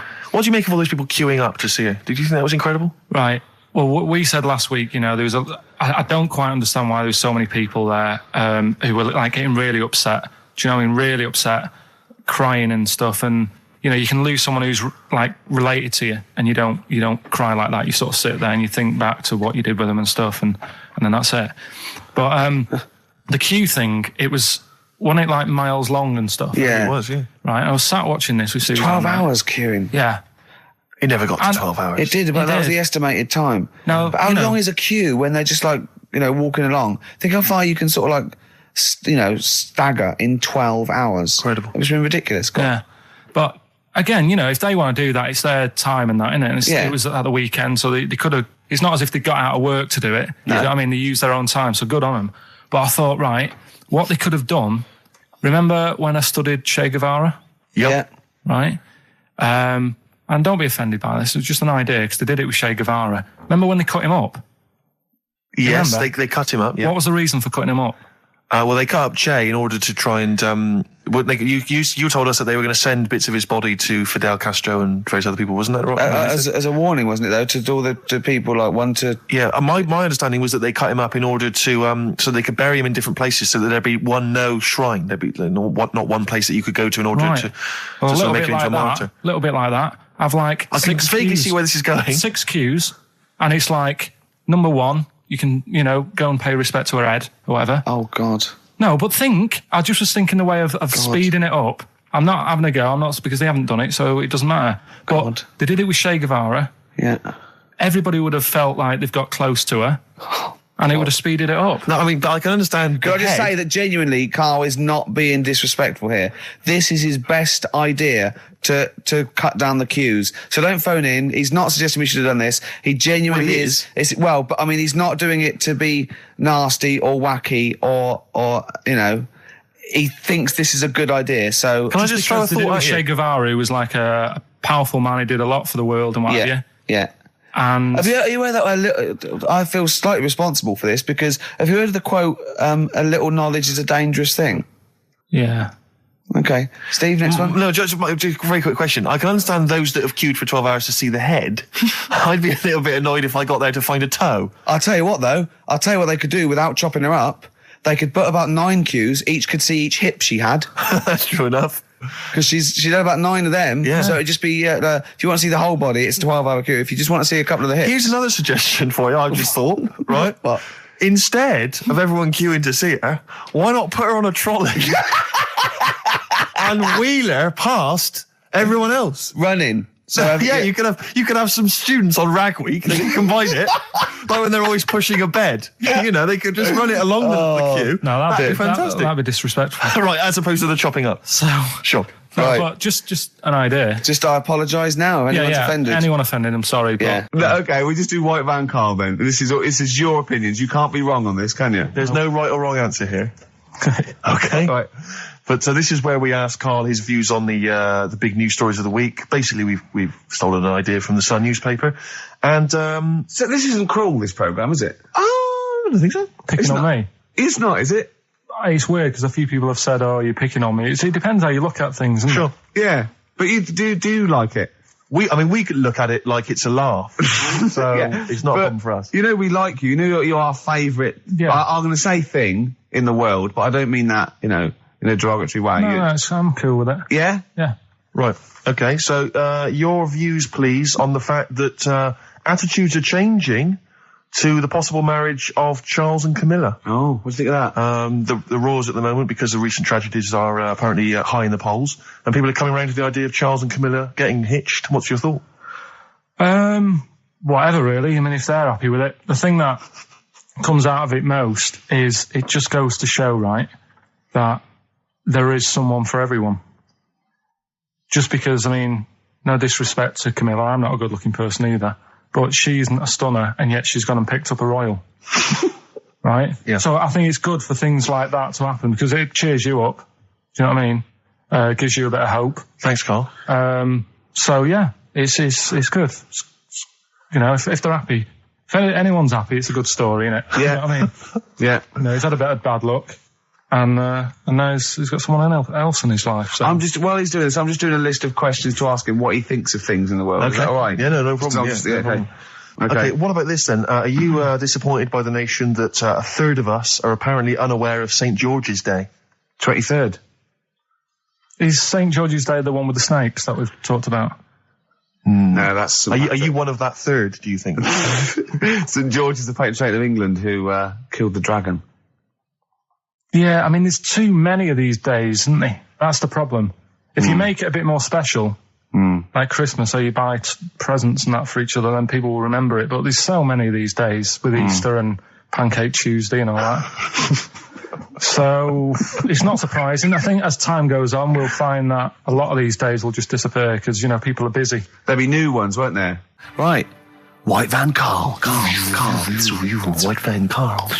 Yeah, this is where we steal the White Van Man column from The Sun and basically fire those questions at Karl, getting his opinions on the week's news. Okay, Karl. Okay, what do you make of this? David Beckham apparently was driving despite having an injured foot and just further threatening his World Cup chances. And obviously, you're a big football fan. Well, I'm not that big. I like the odd game. Sure. Would that hurt him? Would that hurt his foot? It can be good. Is it in a plaster? It's not a big cast, Sure, is it's it? better to drive than it is to walk on it. Good point. Fair enough. Yeah. Cool. Can't argue with Can't that. get the bus, can he? Okay, and what do you make of this fascist leader who's having a lot of success in the French presidential elections? What's he doing? Have you not come across this story? No. Right, this is one of the big political stories. He's got a far right that got nearly 20%. He's a far-right fascist leader and he's having considerable success in the French elections. I don't think we should be asking Karl questions like this. Not something you've got to I'm getting scared. There's all sorts of bad stuff going on in the world that we don't know about. Yeah. But we know about this. Yeah, but you're better off not knowing because there's nothing I can do about it. You're absolutely right, Karl. Fair enough. I can't argue with that. Oh, God, man that's alive. fantastic. That is brilliant. White Van Karl. Yeah, White Van Karl. I mean, for those that don't know, we do this... we ask Karl the questions that the Sun asked someone else. That's right, the Sun every day asks some, average Joe, his views on the week's big stories. Karl, let me ask you now, what do you make of Prince Harry smoking openly at a polo club? Are you aware of this story? No. Was it? Go on. Prince Harry, you know that he's one of the royals. Yeah. And he was seen smoking openly, a fag, a cigarette, a polo. Third in line to the throne. Something like that, yeah. Imagine that. Someone smoking a cigarette who's third in line to the throne. A cigarette, Karl. Is it a non-smoking polo club? Do you know, I don't know, but if it were, would that make things even worse for you? Well, no, yeah. seriously, what do you make of it? This is, the whole, the furore is he's a role model, he's a royal. Should he be seen puffing away in a public place? I don't think it matters, does it? Not a concern for you? How old is he? Is he old enough to smoke? I think he probably is, yes. Right, yeah. Well, I think the trouble with this role model thing, with anything that's legal, it should either be illegal or not. Yeah. I just don't think you can impose things like that, because you could say that it is bad for you, and it is bad to start smoking, and it really is bad for you, it causes cancer and everything. But everyone knows that, don't they? Well, yeah, but you should either make it illegal or shut up about it. So this is Karl you're asking, isn't it? I am indeed. Sorry, So we can throw these questions your way as well if you fancy. Sorry, yeah. But it doesn't matter. But Karl, what are your views generally? I mean, it's obviously cigarettes are perfectly legal and so on, but what about stronger narcotics? Because I know you're very scared of drugs and stuff, aren't you? I'm not a fan. No, what's your concern? What's your worry? Just like you might get into them. It's like you might have them and go, oh, this is all right. Exactly, Karl. Exactly. Although I was talking to you about it earlier, and you weren't very sympathetic about a lot of young people who have perhaps gone to crack or smack. You didn't you describe it as their own fault? Sometimes it is, isn't it? Yeah. I mean, I could have turned to it where I grew up, but I said, well, don't want to do that. It's not good for you. Sure. And I avoided it. You turn to ghosts. So you've got no sympathy for anyone who's a drug addict? It's their own fault, is your... It depends, doesn't it? Sure. Do you know what I mean? You can be an addict if, I don't know, something... I'm trying to think of a nice way that you might most people end up... start on stuff like that because something really traumatic's happened to them. Very few people go out for a laugh one night and go, let's all try it. Sure. So, but Yeah. Just say no, I suppose, is the Just say action no. in the end. Listen to the cast of Grange Hill. Now, this will scare you. Now, Carl, you will be a little bit unnerved about this. Have you seen the film Jurassic Park? Yeah. You know what happened there? Well, according to the Sun here, it says scientists are planning to clone mammoths for a theme park. Look at his face. Look at that. He looks like a dog caught in the headlights of a car. He's terrified. I love Carl. He sprung to attention Carl. there.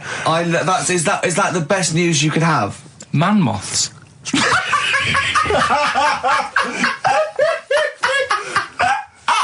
Right. Yeah, man moths. I Man love moths. the fact that that's why he was so excited that they bred a man moth. What is this? Yeah, it's a human being that hides in your wardrobe and eats an entire jacket in a day. Yeah. What do you mean, man moths? Mammoths. Mammoth, the big hairy Have you heard cow of a from the mammoth? Ice Age. I mean, elephant. You're not so excited about that, then? You can take or leave bringing back mammoths to life, but a man moth... A man moth is a different matter. Oh, if we'd have never brought that up, he'd have gone and told someone now. Yeah. You know, they've bred an half man, half moth. This is what we This is how mean. things start. This is what we mean when you hear don't- these ghost Are you stories. slightly deaf? Is that it? When you hear these stories, you're slightly deaf, and his head was in the basket, and he went, "Count how many times I blink." Is it? Carl, is English your first language? Are you actually foreign? Is that the thing? yeah. Should we speak when we say slower? foreign, we mean not of this planet. Yeah. Should we speak slower? Would that be a help to you? No, go on. Next What do you one. make of Do that? you think that's good? The Would you idea think of that's good to bring back mammoths? prehistoric animals. These giant elephants. They're slow, aren't they? It's not as if they're going to like get out and run fast and they can't capture them. They'd probably be a Like fence, to be elephants, honest, aren't Carl. They'd probably be a fence. they? No, but I'm Big saying, fence. but you're asking it as if like, oh, it could all go wrong, but it couldn't, could it? Well, really? but the point was about Jurassic Park is they thought it wouldn't go wrong. They thought they had it all under Yeah, but control. that was and they Have you didn't. learned Dinosaurs. nothing from Jurassic Park, Carl? Dinosaurs would say, oh, think about it before you do it. But with a hairy elephant, it's not going to. Not a concern for you. Would you go along to see him? Would you be interested in that? If it was in the area.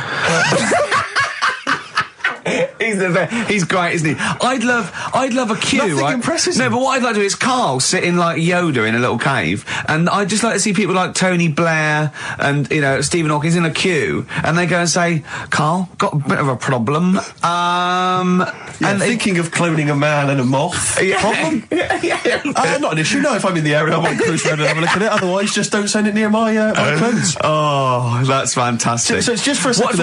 As the words "man moth" came into your head, how excited were you? I mean, were you both terrified and excited?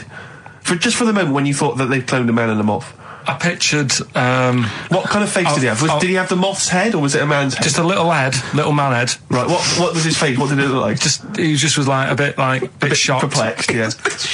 Yeah, it was like he'd been grafted onto the body of a moth without his consent. And when he was asleep, lad. Yeah, he'd woken up. he just went in to have a goiter removed, Yeah. and they said, "We've He replaced woke your up with goiter with the body of a giant moth." Yeah. Is that all right, Mr. Jenkins? So he had the head of a little. Was it a little boy or a man? Little man. Right. Okay. And he's just bumping into a lamp. Just running into a lamp. If you went into hospital and they'd done something, what's the worst thing they do, right? What would you rather have done, right? You wake up and you've got lobster claws for hands. Right. You wake up and you've got duck's feet. Or you wake up and you've got one horn coming out of your head. The worst thing, Yeah. probably the horn coming out of my head. Why? Get in the way. That'd be useful, wouldn't it, in fights and stuff? And for like parties, people would play Well, I suppose quoits. the lobster claws would also be quite handy there. Definitely. Listen, we haven't done it for a while. White Van Man. I thought there's some interesting questions raised today, and I think it might be nice to just throw them Carl's I think we direction. set Carl up again in the last hour as a person that people want to know Yeah, they want to his know what he's opinions thinking. on the world. Well, if you're not familiar with it, on Saturdays, the Sun newspaper asks a typical white van driver questions his opinions on the week's news, and we thought we'd throw these in the direction of Carl. And then, what do you make of this teenage thug, Carl, Mickey Carroll, who spent 4 months in jail and he's won 9.7 million on the lottery? Is that justice? When you think of all the good people that are going hungry, and there's a lad there and he's won. Did he buy the ticket before he went in? No, I think he bought it once he'd come out. So he's done his time. He's done his time. Fair enough then. He's been punished. Yeah. Right. He's bought a ticket. He's had a lot of bad luck. Mm-hmm. Now he's having a bit of good luck. Quite right. Next one. Are you concerned that now he's got all that money, he could turn into like a sort of mastermind villain? You know, like a James Bond style villain? He's got a criminal streak, we know that. Is that a concern for you? Well, we imagine don't. that he could build some kind of underwater fortress. We don't. With my lawyer's hat on, we don't know that. Yeah, well. Well, he'd have to prove that he didn't have a criminal streak. I'd say you've been in jail for 4 months. Yeah, well, sometimes people are bad because they haven't got any money, so he might be Interesting an point. angel of gold now. Or whatever Yeah. it is. It's a long time since we've had any white van, Carl. For those that don't remember this particular hot feature, we basically ask Carl some of the questions that are asked of a white van driver in the Sun. They always have this on Saturday afternoons. Anyway, here's the first one. They're not fascinating, Carl, but I'm just interested on your take, really. Yeah. What do you make of Cilla Black quitting Blind Date after her husband sent a message from beyond the grave? Are you familiar with this story? I didn't know that. What's that? She went to see a medium, and supposedly her husband passed on information through the medium, which was incredibly vague, but persuaded her to quit live on air. Well, it's about time, isn't it? If even dead people are saying, enough's enough. But I'll tell you what, though, talking about ghosts and that, do you know how I'm into them? Yeah. Right? How weird do you think this is, right? Well, it's not true. Before you say it, play a record. No, go on. Go on. Right, it's this woman. I don't even know if it's ghost, really. It's just a bit weird. Sure. Yeah, sure. There's this woman, Yeah. and she's not a woman, she's a kid. Sure. Okay. Sure. She's walking down, like, a street in her area. It's a nice day and everything. Everything's normal. She's walking down, and a woman comes up, cycling past, right? The woman on the bike looks at the kid, absolutely terrified, right? Got a really scary face on her. Yeah. The kid's thinking, why is she doing that? Yeah. Right? So anyway, she thinks nothing of it, goes, I think she was playing in the park or whatever, goes and has a nice day. About 15 years later... Oh, right, yeah. She's, I don't know, I think she was going to work, right, on a bike. She was riding her own bike. Riding her own bike, cycling down the road. Oh, yeah. Looks at the kid. That's the thing that happened, like, 15, 20 years ago. Right. It's her on the bike looking at her as a kid. Right. What is Not another child. No. So it's her, she's seen herself. Carl? I mean, I don't know where to start. Firstly, where's this information come from? But, I mean, why do you ever... I mean, I don't know what part of that you think can be true. I mean, honest, I'm speechless. I don't know what to say. What are you talking about? Bit weird, though, isn't it? But it's not true. It didn't happen. Nothing happened like that. She said it did. Well, Who? she's wrong. She said she saw herself. She saw herself as a kid, didn't she? Did she carry on riding And as an cars? adult when she was a kid. Did she stop and talk to herself, or did she ride on by and think, that's a bit weird, there's me as an 8-year-old. I won't stop, I'll be late for work. Yeah, if I'm late again, the boss said he'd be in trouble. Yeah. Oh. Well, And where is this information? Did it happen to someone you know? No. You overheard it on the bus? No, it was in the 14 Times. We've had a lot of emails saying, could you bring back White Van Carl? Oh, yeah. Which is that section of the show where we ask the questions that the Sun asks Someone various else. random punters of Carl. But sadly, recently, they've got very politicised and very kind of, basically a little bit depressing. So there's not really anything appropriate. But I have trawled the papers looking for other questions posed in other sections of the Sun. Good idea. I was just looking here at the Dear Deirdre section, which is the sort of problem page. I don't know what your views are on this. I'd love to see Carl. Oh, God, can we get him a job? As an Just agony. ask... Oh, my God, that would be amazing. Right? Well, here's one. I'd like to see your view on this, Carl. I'm a happily married 42-year-old woman with 4 kids, yet I've developed a huge crush on pop star Darius Dinesh. Yeah. It sent my hormone levels through the roof, Yeah. and last night I woke my husband up at 4 a.m. for sex. We've been married for 20 years and he can't believe his luck. Recently I've been having... I want to go to I'll stop you there. Why are you telling me? Right, carry on. Sorry. Recently, I've been having erotic thoughts about Darius morning, noon and night. Yeah. I haven't felt like this since I was a teenager and mad about Donny Osmond. My husband is amazed at the change in me. We had sex twice last night and again this morning. Again, why are you telling me this? Yeah, go on. He's just boasting. This is not a problem. There's not a problem What's here. the problem? No problem, just wanted to tell someone. Thanks very much. I watched Darius on TV last night, and when my husband came home, I dragged him into the kitchen and we made mad, passionate love. Right, they did it then, twice last night, once this morning. That's 4 times. The 5 times she's mentioned it so far. Yeah. She's doing all right. My husband. This is a great bit. My husband thinks it might be his new moustache. Or that I'm going through the menopause, but I know You were thinking of growing a moustache? I was Just to thinking think of of growing a changing moustache. luck with the ladies? I love the idea that's what he thinks it is. He's telling his mates in the pub. You should go grow one of mad to me. these. Grow The one of old these, Tom right? Selleck. 5 times in the last 24 hours.